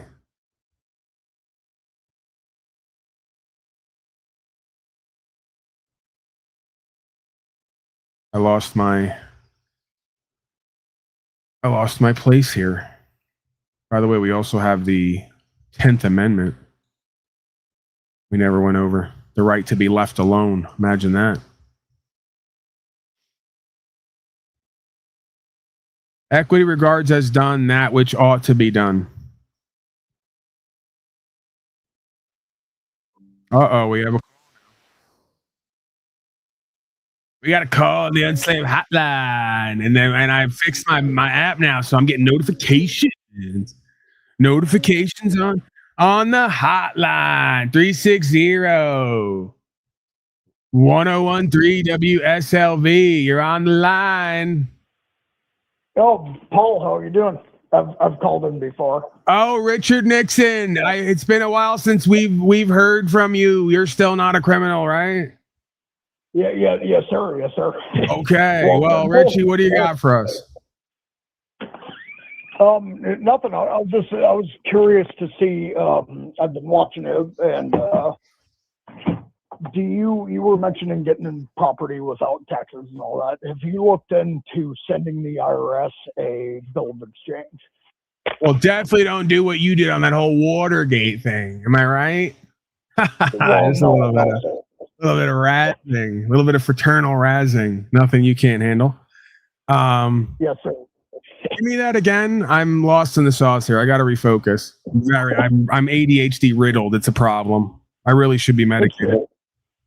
It's all good. I was asking if you've looked into the tendering a bill of exchange to the IRS for the property taxes. Why would you be billing them? Well, no, I mean, you would send them a bill of exchange, like a negotiable instrument, and that would be, because that's allowable. I don't have all the codes with me, but it's in the IRS code. You can look it up. Probably Google it. Okay, well, let me simplify this for me. What are you trying to do, and what is the mechanism? Just simplify it as much as possible. What are we trying to do, and what are we using to do it? Okay, so the whole issue is property taxes, right? Like you say, you don't own your property if you have to pay property taxes. I'm totally with you. Right. That's true, but you can tender because there's only debt, right? I mean, all we have to do is debt, as far as payments, we can't send them, try to send them gold and silver, I suppose, but they'll freak out, I'm sure. But you can send them according to the IRS code. You can look up in the IRS manual. I don't know the numbers, but a bill of exchange is a payment. And they list all the payments, it's like you can't send monopoly money. You can't send bottle caps, and it's ridiculous. They list all the stuff, They do list all. Well, that's the thing. The IRS and others list forms of currency. So, yeah. Okay. So then, what are you asking me? If you think that you can play the IRS code attorney tax game and use it for your benefit, then what does that have to do with me and how? You know what I mean? Who am I to stop you or tell you? I'm not going to play that game. I don't understand it. And I think it comes with a lot of consequence. I would just stick with what I know that's been working thus far. That's simple, but some of the most challenging, which is keeping it simple and not feeding into the rest of their games, right? So how I approach all this stuff is very similar, if not the same. I'm not going to approach it from that side ever, usually, or very rarely, if ever. And that's respectable. If you're able to get, because I know you're trying to look in Arizona and all that for property, out there you might be able to just pay somebody gold and silver, get a deed, and all good. So that's awesome. I was just wondering if you've looked into the whole. If you have to get a registered property, you can send them a bill of exchange. Right. The problem in this life is everybody keeps looking into instead of moving and acting. Or being. So it's okay, what do? They generate a title where they create the record of a status or a standing. And based on that title denotes the jurisdiction. Because based on what you call it defines what it is. So if you call it a hoe, then a pimp gets to run it. And they're going to run it with their pimp code. If I call it a man's private property, subject to God's laws, and I just did the same thing they did. The difference is people think them doing the process as agents is somehow more powerful and meaningful than us doing it as men who are being served by the agents. So why would I approach it from using their crap and their forms and their legalistic process when I could simply mirror what they do and create my own title, my own status and standing for my own property to distinguish it and differentiate it from whatever they would call it and how they would use that name to give it a distinction and a meaning and then govern it. And I would attempt to move that because that's the only way it's ever going to happen. What does that mean? Give them honorable good faith notice and require them to recognize man and man's law or God's law as a man, right? The best way to do it would just be like trade gold and silver for a piece of land, get the deed, you know, I mean, if it's somebody that's owned it for 100 years or something, you know, get the whole, that would be the best way to do it. But I'm just saying that with the, you know, if you have to, I was just wondering if you looked into it, you know, that was kind of my only thing. This isn't going to end until people start risk it for the biscuit, as they used to say. This ain't going to be over till you start risking. So I don't care if it means you got to put your dream property on hold because you ain't ready to risk that. I'm just telling you what it is. I'm not even telling you I'm doing it. Or if I had the property, I could say I will, but we'll see. Right? Anyone could say anything.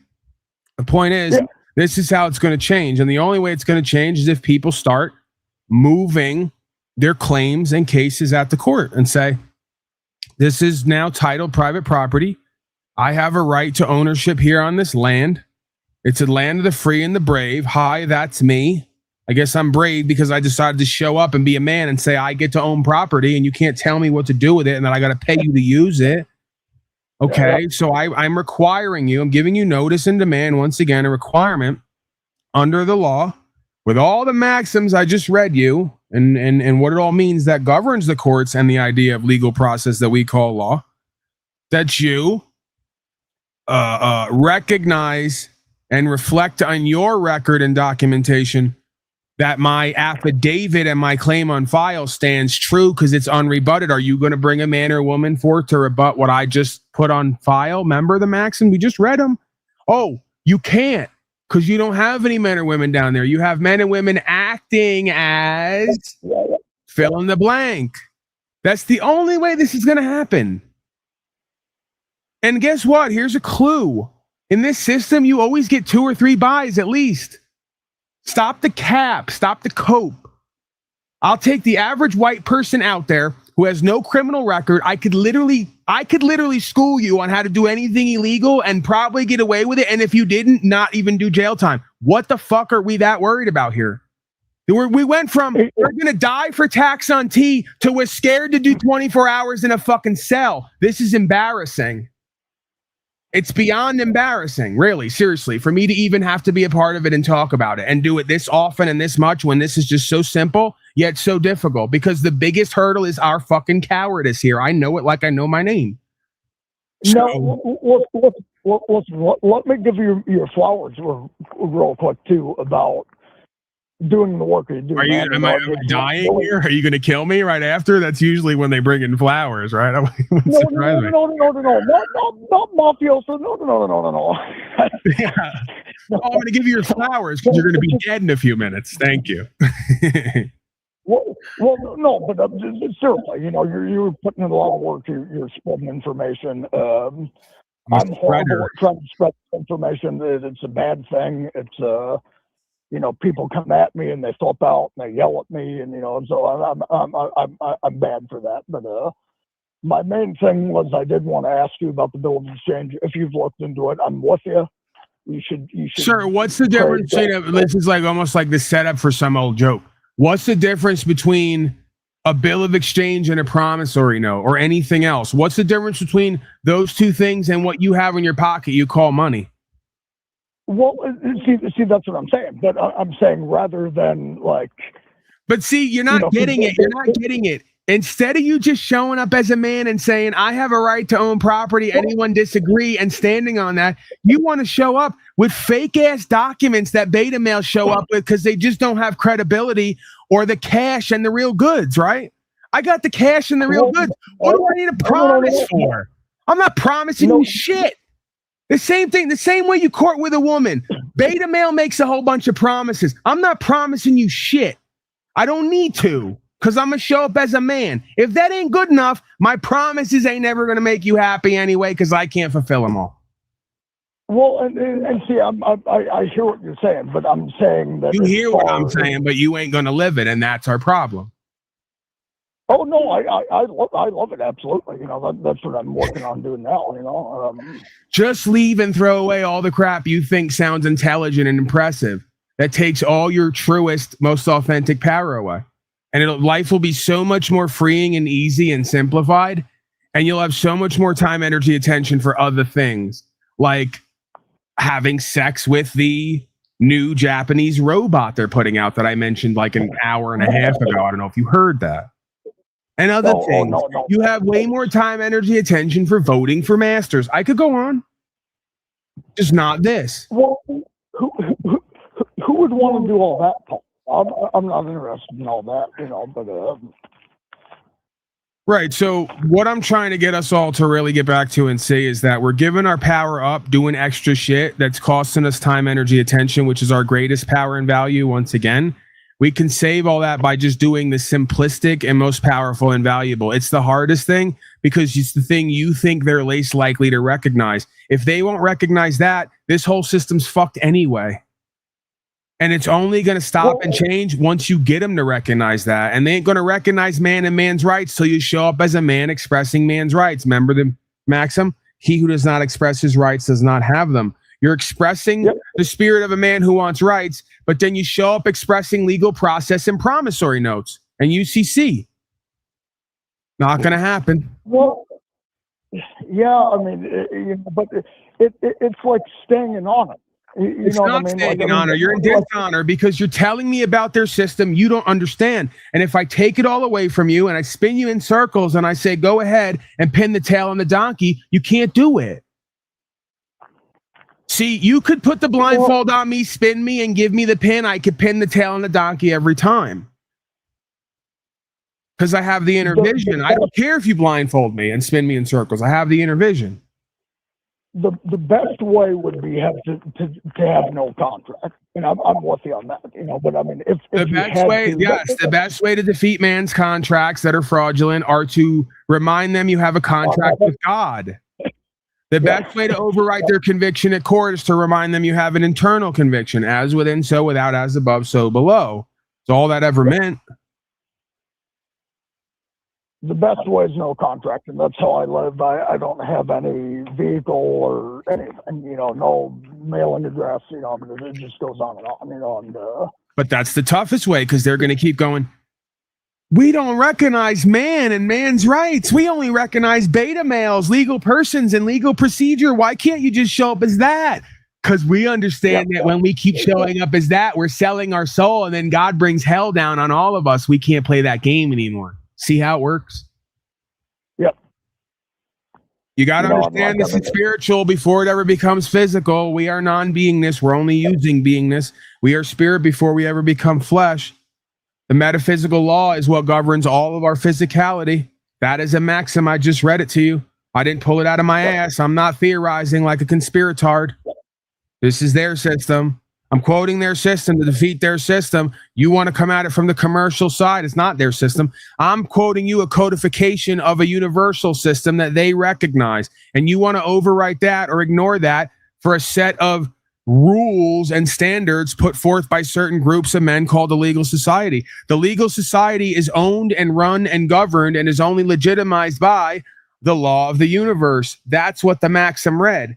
And if they won't recognize that, then I can't recognize them and their legitimacy, and I cannot interact with them or intercourse with them. I want nothing to do with them. They're either going to recognize man and man's rights and the law for man under God, or we have no conversation and therefore no contract.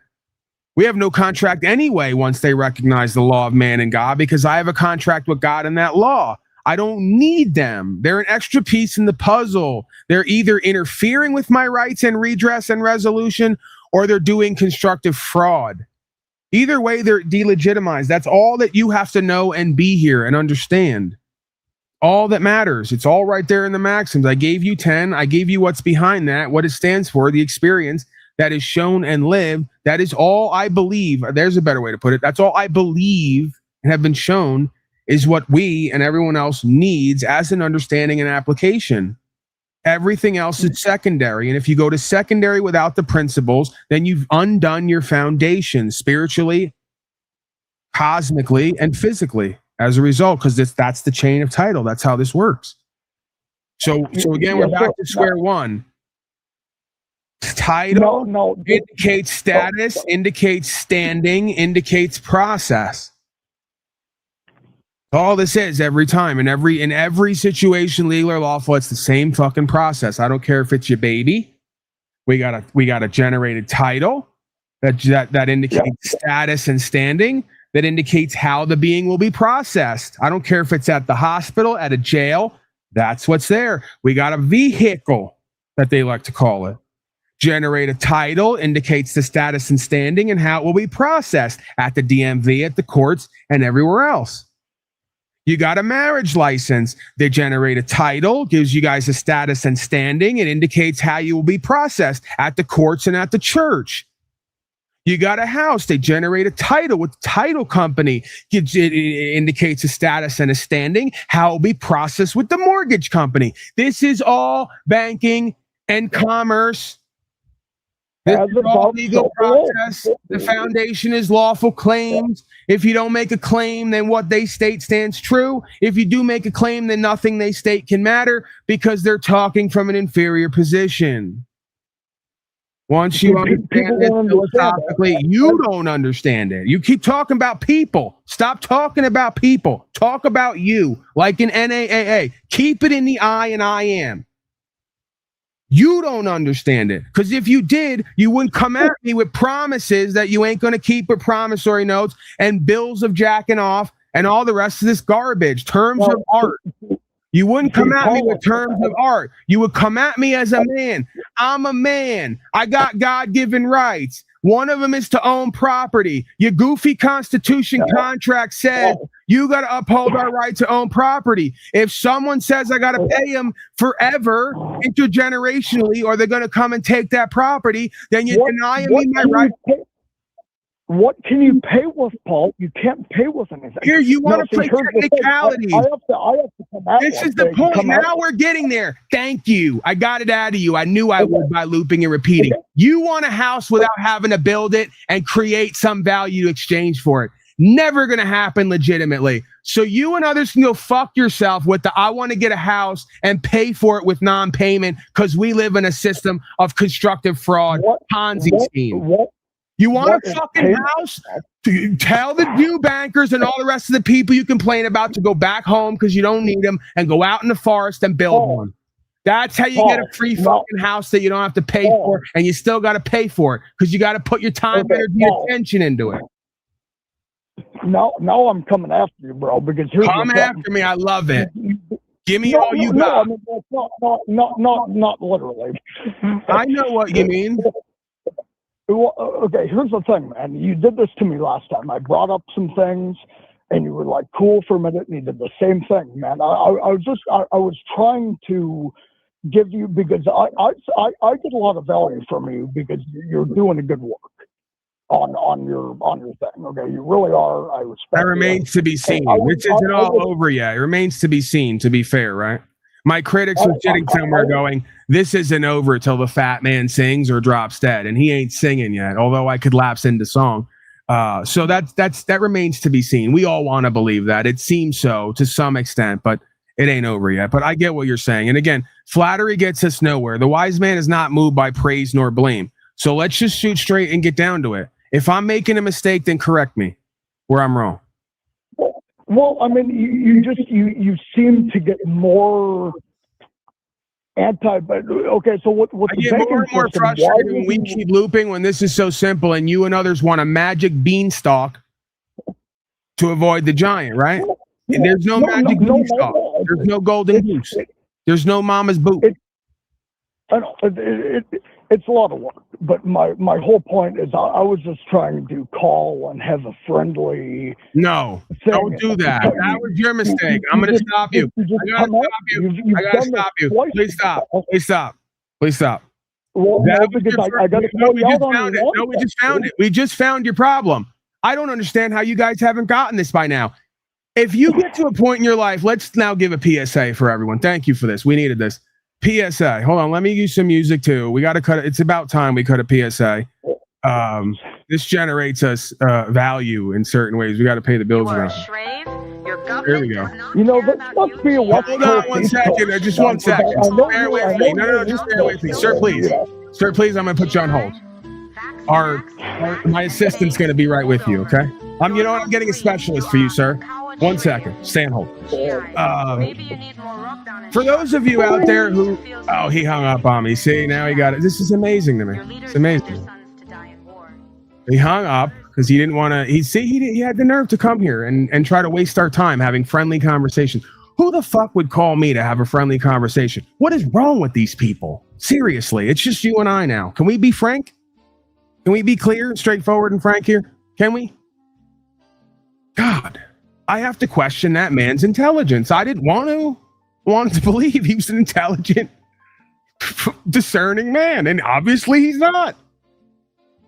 Has the nerve he's going to call in here to have a friendly conversation with me. Imagine this. Sir, you called in here theoretically, supposedly, to talk about rights and freedom and legal and lawful and doing the right thing and inspiration and empowerment and all that. None of that has anything to do with being nice and friendly necessarily. Nice guys finish last. That's not what this was. I'm surprised you or others still think that at this point. I thought I did everything I could possibly do to indicate to you and others, this is not the place for friendly musing. You call here because you have a burning desire and a care for certain truths and ways of being that light you up in life. You live for it. If that's not you, we're probably not gonna, it's just not, I don't know. It's not really gonna go anywhere, right? And you can see what's on the back end of every time somebody wants to be nice, kind, and friendly, right? It's passive aggressive. If I don't do what they want me to do, or say what they want me to say, or tell them, yeah, you should definitely do that. I totally agree. They think I'm their buddy at work, right? Who's not really not your friend. He's waiting for you to fail so he can laugh at you and fake console you. That's a whole other story, right? They come to me, the gorilla father, they come to me and they ask me for friendly conversation. You never once came to me to ask me about rights and freedom. If you had, I'd have been there for you. Never once offered me a cup of cocoa. If you had, your cases would be dismissed as we speak. They come to me as a law father, as the law daddy, and they ask me for friendly conversations. I'm not your spouse. You ain't going to get a friendly conversation from her either after a certain point, by the way. I'm not your therapist. She's not that friendly either. She just wants to get paid and get the hell out of there. You get where I'm going with this? Again, I tried. I did everything I could to let people know that I am not the man and this is not the place for friendly conversation. And still, here they file in. They still don't get it. By the way, when you go to court, definitely not the place for friendly conversation. They don't give a fuck. They want to know who and what you are, what you're about, what you're going to do and not do, and what you stand for. Hi. This is the court of unslaved, very similar, if not the same.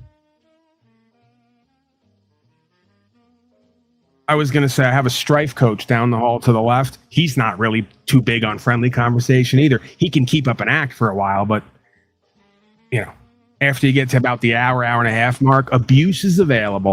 We'll leave it at that, okay? You know, you know. So, hey, what can you do? You know, the guy thought that I was coming down hard on him. He got a little bit in his feelers. He didn't want to let me do the bit non-bit either, right? I've started the music. I'm doing kind of a routine here, doing a rap. trying to keep an energy and a flow going, trying to be somewhat entertaining as well, while also bringing the information. They don't understand that dynamic either, it seems. We were going to do a great PSA together if you'd have just let me lead. If you just cared more about the content, what was true and what's right, and what was entertaining and interesting, just like at court, than you did about how you felt. See, there it is again. How you felt was more important than everything else going on in the universe and the equation. That's not what leads to a successful man, by the way. At all. Oftentimes, your feelings go last.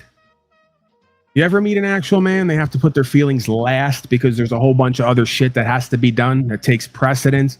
We don't get the option to sit around and elevate our feelers above all of reality and what needs to happen. Yeah, that's how that works. So they come here and they say, Paul, we want to have a friendly conversation, but you're so egotistical and narcissistic. That's you, because you come into court of the enslaved where I and others only give a fuck about truth, life, and way. And you want us to elevate your feelings and what you want above the process, program, and procedure we not only run here, but that we reflect from the universe, right? Not likely. And quite frankly, I don't consider folks like you to ever be my friend. That's another little piece of info you need to know. I'd love to act like everyone was my friend, so you keep paying me and giving me shit and running my numbers up, but then I wouldn't be honoring who and what I am and the truth that I've had revealed to me. I wouldn't be worth a damn. What was the maxim again? A man's credibility is established by his sacrifice. Perfect. If I got to sacrifice all you nice, kind, polite, friendly people who just want to care about me and have friendly conversation, or to get down to what's real, true, and right, and move with some motherfuckers who move when it's time to move, then that's what's got to happen. I'd rather take an unslaved 300 than a slaved up 3 million. And if you care more about your feelers than what's true and what's right, you are in bondage and vice. I don't care if you call it love or whatever the fuck else you call it. Doesn't matter to me. And it's not going to matter to the court. And I suspect it's not going to matter to God either. Day comes you ever meet that motherfucker, presuming you can meet it. Presuming you can ever meet an experience.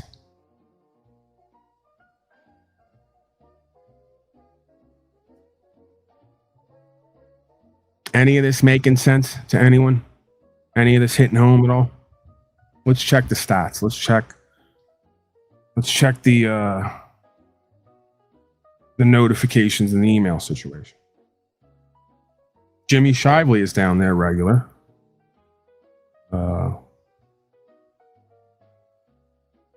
Appreciate you and all you do, sir. Thank you, Mr. Shively writes. Thank you, Mr. Shively. You're a peach.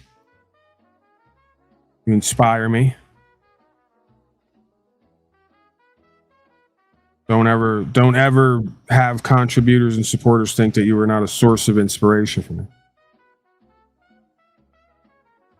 Among other people, places, and things, of course. Jim Cracks Corn down there, desperate for my attention. Jim Cracks Corn, if you want to interact, the link of the numbers down there. I'm not going to have you scrolling my chat with your projections. I'm broke, this, that, and the third. This is all nonsense. Another loser hater. You're here for all the wrong reasons.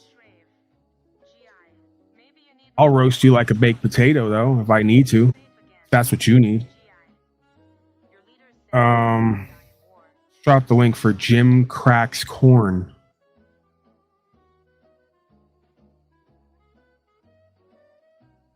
Show them receipts. I don't have to show receipts of anything.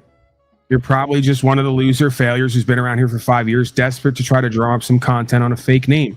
Don't care. I need to sit up here and lie about people contributing and supporting and what varying the numbers day to day of how many. Like, please, I'm not you. Whoever that is, you don't get it. 9 out of 10 times, it's the same loops and patterns here, year in, year out, decade in, decade out. So I can make a reasonable determination guess on who and what you are. So can others, that means. They're not probably as good at it as me, but they can, to a reasonable determination, figure out who you might be or be connected to, right? With the same old loops and gambits, even if you're under different names. I know this is hard for you to believe. So when you come here projecting that I'm making up contributions and support and I'm broke, It's probably because that's what you do where you are. And that makes a lot of sense if we know who we're talking about, who certain people regularly brag about how they get so much to try to tell everyone and show everybody. And some of us think that that might be frauded. So they go everywhere else projecting that's everyone else when that's you. I don't need to do that. And I would never do that just on the off chance that I would get caught doing that. Let alone the fact that I would have to live with me knowing I was doing that, faking contributions every day on my broadcast. You think I could do the broadcast the way that I do with the energy I do it if I knew in the back of my mind I was faking contributions? Come on, bro. Stop that. Trying to pimp and play on an audience who at least by this point, at least 80% of them can infer and deduce better than that. I won't give them all 100% credit because they'll surprise me. You think you've been fucking with people 3 to 5 years and they start to get the game and kind of get it in life, and then they throw you a curveball and you go, you haven't changed at all with your perspective and discernment, have you? Right? They could throw you for a loop every so often. And hey, such is life, because I can't deny that I'm guilty of that as well, right? Every so often I do some shit where you go, this motherfucker might just be a genius, and go, this guy's actually retarded, not just legally, but like lawfully and every other kind of fully. He's fully retarded, whatever the prefix is. I get it. No, sir, I'm not sitting somewhere faking contributions and all the rest of it. And I'm not mad you're here. If I was that mad you were here, I would just stop you from being here. Watch, I'll show you right now. I'm not mad, but I'll show you what it looks like if I was. See how easy that was? See how ultimately powerless you are in the world, because your master do the same with you. They just do this. And you're done, you're gone, you're over. They don't even have to do this because you're afraid they're going to do this. So you never stepped out of line to begin with. Final words, folks, questions, comments, concerns. I think we'll wrap it up. Imagine being so broke and pathetic. You go around other places on fake names, telling other people they're broke and pathetic, hoping they'll get mad. That's your highest goal in life, right? You won tonight. If you made me or someone else mad on the internet, you won tonight. Right. And then we grew up and left middle school, you know? At some point, maybe when we get into our 50s, our 60s, we can grow up and get beyond middle school. There's always hope. What's this channel about? Well, my buzzword catchphrases at this point, and they're not just whistling Dixie, they're not just yakking and yapping. We live our information. Rights, freedom, principles, spiritual faith. The difference between legal and lawful. The difference between a private man with rights under God and God's law. The law of the land versus a collectivist. Right? Voting for two sides of the same coin to bring themselves into fascism, socialism, Marxism, various forms of collectivism, overthrowing the law of the land, right? So this is essentially, how about this? You might not understand anything I just said. You might be one of them. This is a conspiracy theorist, sovereign citizen channel. That might, yeah, I think that took, okay, he gets it now. Now he understands. So yeah, feel free to ask questions. Bring some comments. Pose some concerns if you have them, right? Like Paulie Boy, maybe do you think you need a wellness check? Something like that, right? We're open to that. It's okay. You can do that. Your feelings are supposed to be your compass. It's the root word of compassion. Compassion means with passion. Your feelings are supposed to be your compass. Truly, only an internal experience that shouldn't be projected outward. Yes and no. If you have compassion, then you will have energy and motion, emotion that moves toward justice. That's the definition of goodness and greatness. One of them, you could argue. If you don't have that passion within you, care less about justice and more about what you want and don't want it to be, and what you want and don't want to get and have. That is the antithesis of justice. That is selfishness. Okay? So we have to be very clear when we talk about emotion, energy in motion, being the core guide to everyone's decisions, because that can have two very different applications and understandings and experiences, right? You let your energy and motion of fear be your guide in life completely, and you will be a comfortable slave all your life, and your women and children won't respect you, and they won't be able to honor you because you dishonored yourself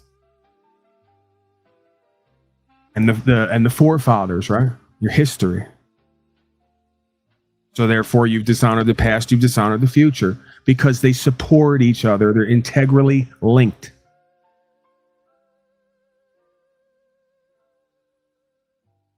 This channel helps me sleep. Well, that's good. If I can be of service to folks out there, even folks who don't care about legal and lawful and don't want to make a change, I just somehow am able to put them to sleep with this information. That's better than Pfizer and Moderna putting you to eternal sleep, the big long sleep, right? So hey, we take what we can get here. Or I guess more appropriately, we give what we got here, even if that's a sleeping prescription, apparently.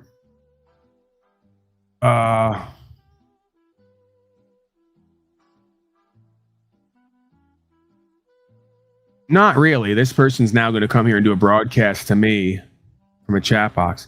Not really. It's the foundation for basic human beliefs. You're going to lean left or right or center. There's only so many things to believe in. Each side has common beliefs.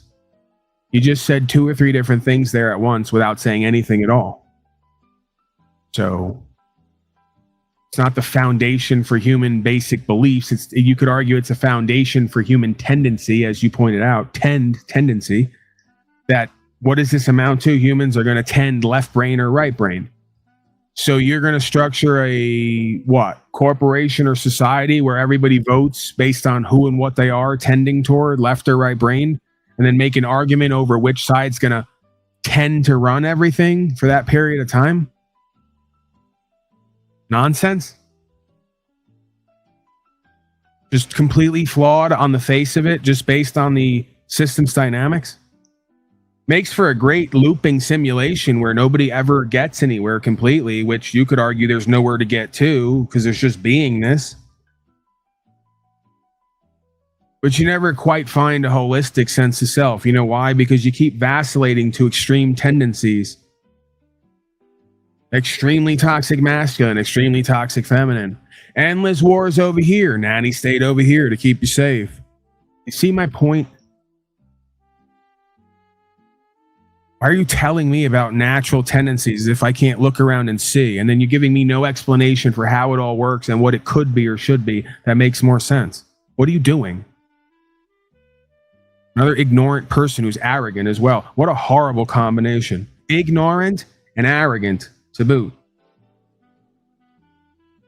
As if it makes sense to tell me that because humans tend to be this or that on a scale of extremity, we should mirror a system to replicate the human condition and its dysfunction, you can argue. Its inability to find a middle ground resting place of balance and co-creativity and cooperation.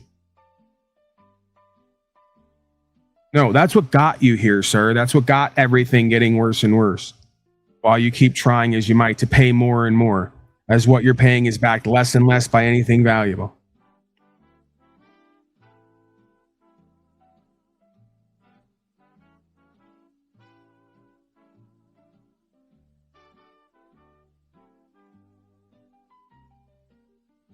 And yes, you were correct in that statement. Each side has certain common core, that's the language they use, understandings and beliefs or needs as human beings. Because again, it's a human condition. It's not a Republican or a Democrat condition. The problem with the ignorant, arrogant folks on the left and the right is they both need or want very similar, if not the same things, because they both have the same rights. They just have both have very different understandings of what that is and how we're going to get there. And both are wrong for exactly the same reasons.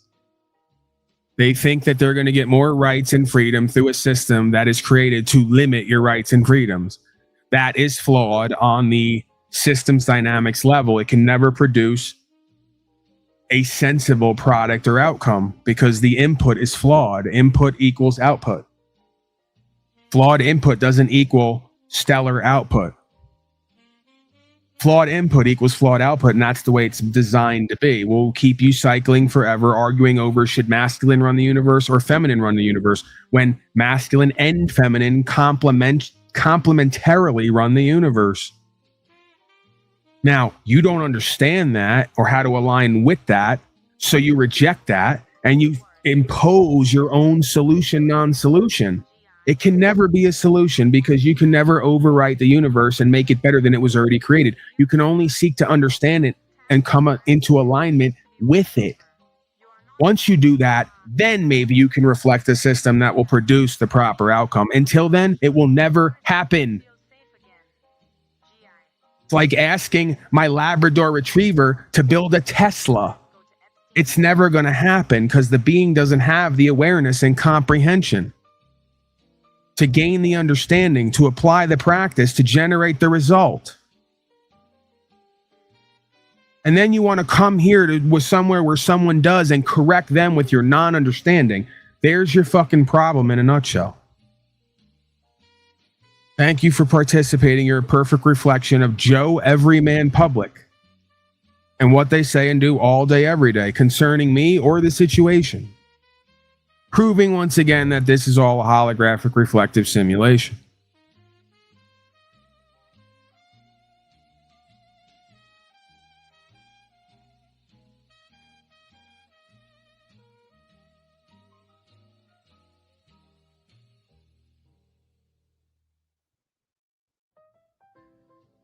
Can you call in? Why do we got to do storybook time in the chat? I keep telling you folks, you got questions, comments, concern, call in. If your answer is the same old, I'm scared to get on the phone and talk to you, then let it be that. I don't want to deal with cowards anyway. I don't want to be one, and I don't want to deal with them.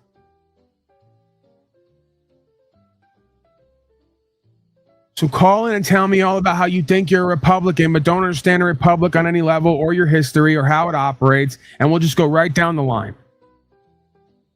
It's not our first rodeo here, far from it. It's literally like fucking washing dishes. Wash, dry, rinse, repeat, right? Wash, rinse, dry, repeat. See, I even fucked up the order. Wash, rinse, dry, repeat.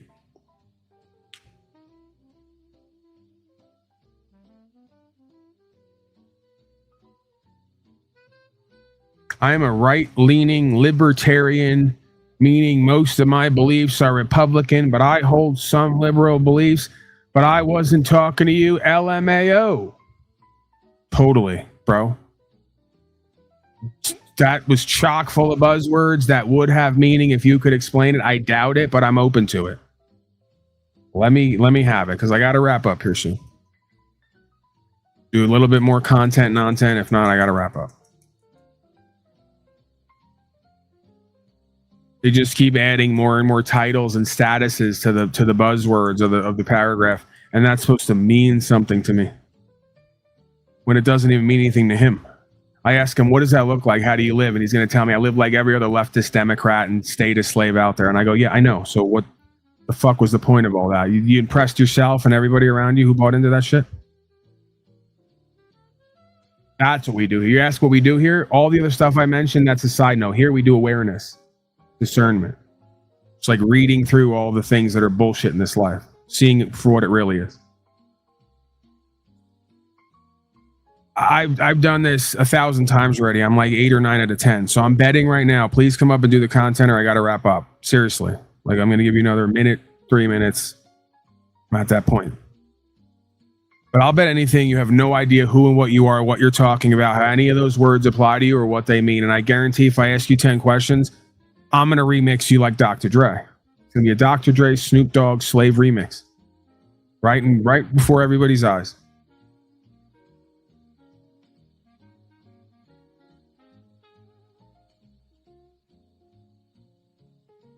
Let's give him some music, and then if he doesn't get up here, we'll close it out, right? I always love this music anyway. Good vibe, right?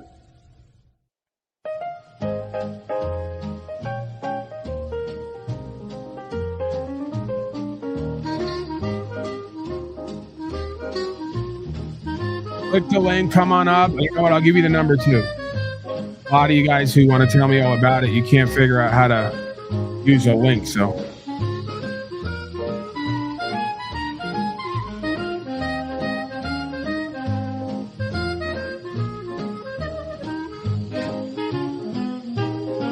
You are such a stupid slave. You shall watch Paul and slave. You're too busy vax, tax, and racks, GI. Your government does not love you, GI. Your government send you to war for banker, GI. Your government give you 15 experimental shots and say for safety, GI. Poor, pathetic, stupid GI slave.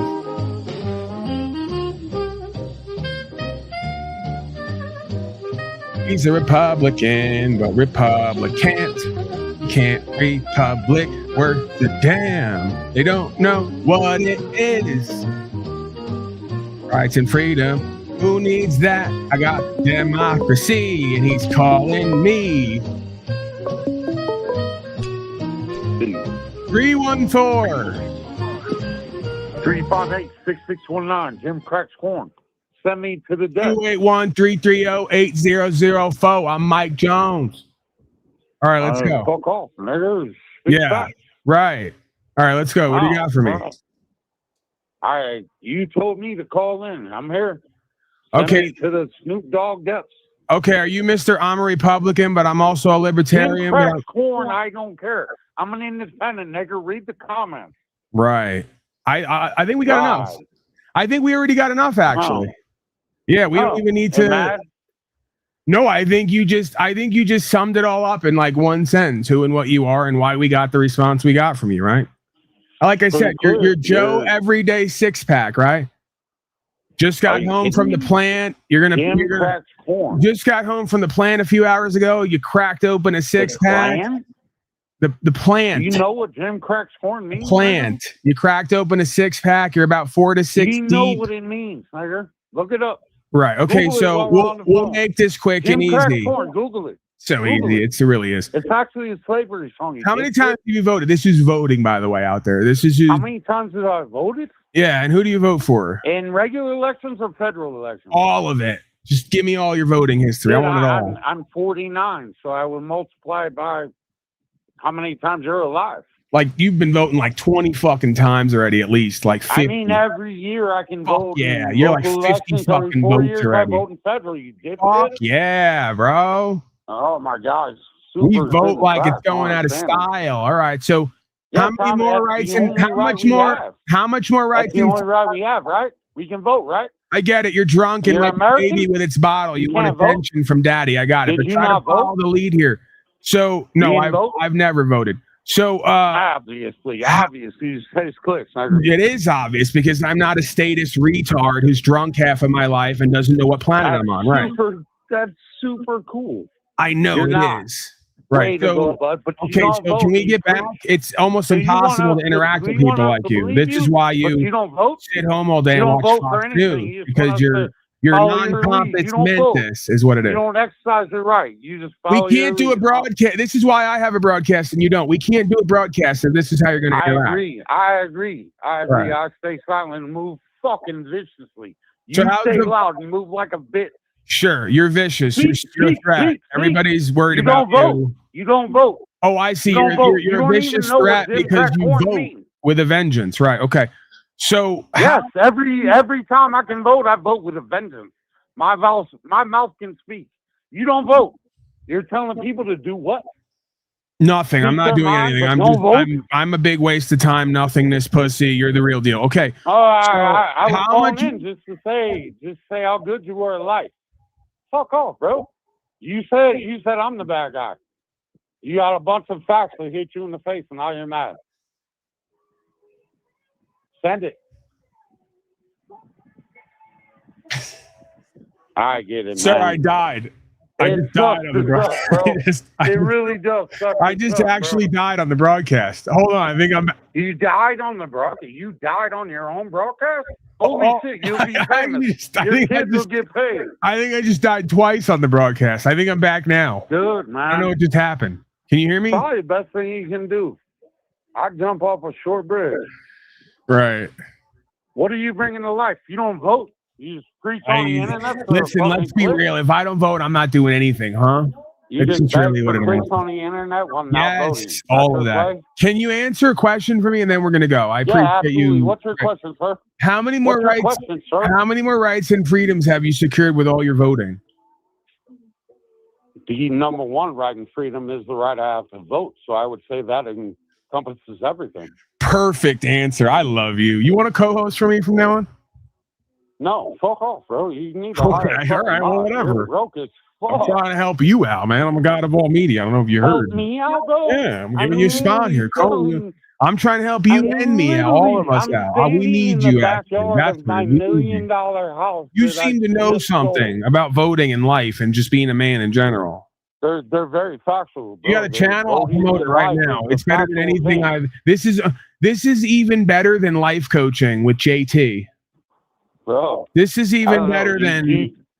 This is even better than Hell Realm with Queen Stephanie. This is even better than. Let's bring in JT on. This is even better than whose dick pics do I have with Slow Slave and panel members. This is even better than like everything so far that I've seen in panel. You have a channel. I want to promote you. So people need to hear and see more of you. Sir, I have a Discord that's called Aurora. All right, what is it? Yeah, well, say it again. Aurora Trading. Aurora what? Aurora Trading. There's 30,000 members. Aurora Trading, I think he said. Go look for that. Yes, sir. Immediately go there, listen to this. This guy's on to something. He's got something going on. It's clear. It's obvious. I was on to something 5 years ago, dipshit. Well, right. You were on to something 5 years ago and nobody was listening. What were you on to? Was it vote for Trump? Did I say I voted for Trump 5 years ago? No. I'm asking because I figured. Heard me say I'm asking, dude. Like, don't get upset. How did you infer that what I said? I'm saying that I know some stuff too, and I'm saying that I was trying to tell people. So you Googled my name and you thought I was trying to tell people Joe Biden was trying to steal elections and that this country was going to be destroyed if we didn't vote for the lesser of two evils. Okay, so how does that have? A lot of people don't want to listen to that. How does that have to do with my vote, sir? I don't know. I'm asking. Maybe it doesn't. I don't think it does. Only 28% of people voted for Trump. It's weird. Who did you vote for? I actually didn't vote last year. Wow. Wait a second. Hold on a second. You're trying to trick me. You said I was a piece of shit and I wasn't doing nothing. No, I gotta stop you. Stop it. You stop right now. Please. You stop right now. Please stop right now. You stop right now. You were giving me shit for never voting, and you're not even out here voting. How dare you? I'm a low-life scumbag. That people know that about me, all right? We expect more from you. You're a real American, and you're out here not voting either? How dare you? More from me You just no. You stop right now again. Yeah, I know. This guy's big. You stop it. Big mad. He hasn't voted forever, but I didn't vote. I'll hang up on you and call you back and teach you a lesson. You stop it right now. Teach me a lesson. Yeah. I don't care about followers. I don't care about clicks. I don't understand why you're so concerned. What's the whole calling me a nigger thing? What's that about? You didn't vote ever, and I'm the bad guy. So you're not voting either. You said our most important right. No. You said our most important right is voting. And you're not out here doing it. What's that? I gotta go, sir. I gotta go. I gotta go. Yeah, I know. I gotta go. This guy just totally fucked me all up.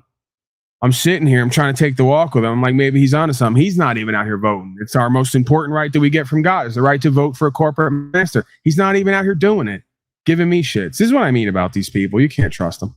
Can't believe a word they say. Fucking hypocrites. Sure, get another booster. All right, another couple boosters. It's all gonna be okay. All right, Daddy loves you. That's all you need to know. It's all going to be okay. Tremendous loser.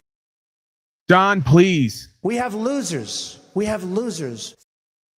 Don, I'm not going to ask you again.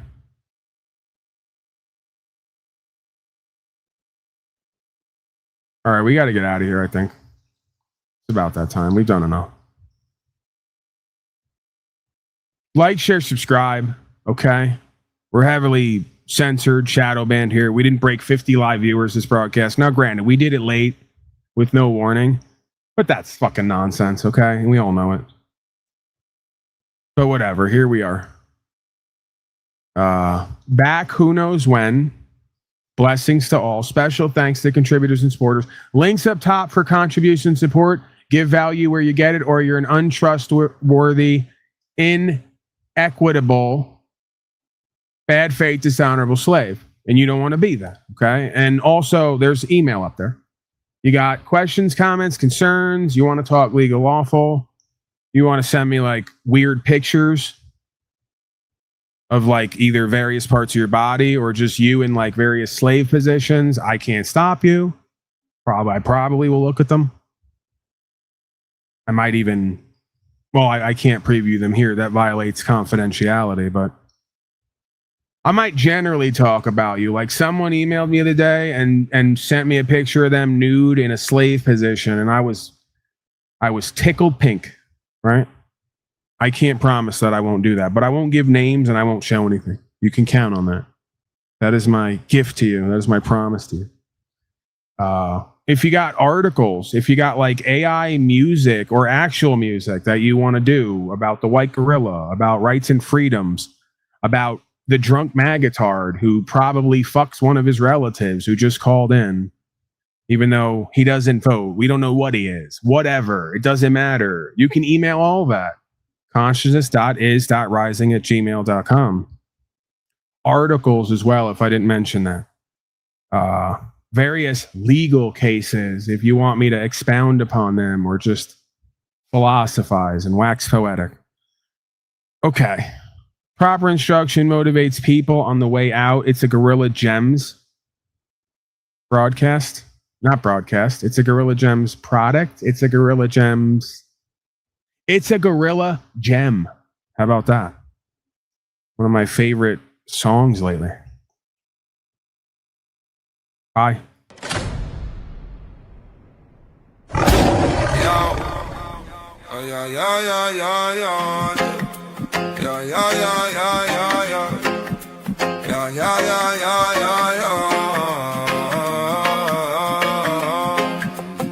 They turn birthright into paperwork, stamped your spirit with a barcode, but laws written on your heart ain't signed by any court.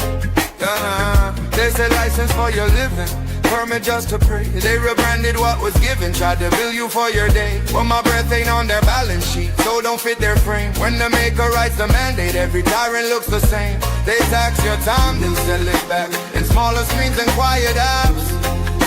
But freedom's first a mental map. You want out the maze, then trace the trap. I was scrolling through the circus, feeling small in every ring, till I realized I'm the lion that forgot he once was king. They condition you to kneel, then call it safety when you stay. But courage is obedience to higher voice than state. Proper instruction under this people. Proper instruction under this people. Proper instruction under this people. Proper instruction under this people.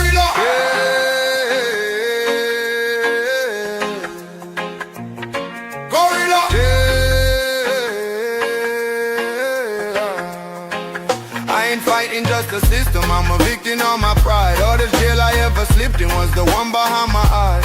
Envy was my warden, comfort was my cage. Had to crucify my ego just to really live this faith. They love you weak, always asking for a favor, hands out. But the blueprint in your bloodstream screams stand up, branch out. I was waiting on the leader, then the silence hit me hard. If I won't lead my own habits, how I'm speaking for my God. So I fast from all the poison that they're piping through the wires. Feed my mind on higher fire, let that scripture lift me higher. If I govern every thought, that's a kingdom in my chest. And no paper crown, no paycheck ever tells me what is best. No proper instruction, no that is people. Proper instruction, no that is gorilla. Proper instruction, no that is people. Proper instruction, no that is gorilla. They can seize your gold, never steal your glow. Chain your body, never cage your soul. Every statute small, next to one true law written on us all. Proper instruction. instruction, know the less people. Proper instruction, know the less. Gorilla. Proper instruction, know the less people. Proper instruction, know the less. Gorilla.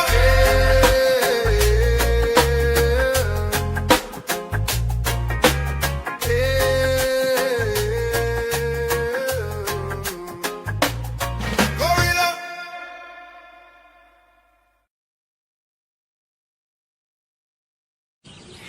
You can't treat him like any of the other niggas around here because he ain't like any of the other niggas around here. You got it?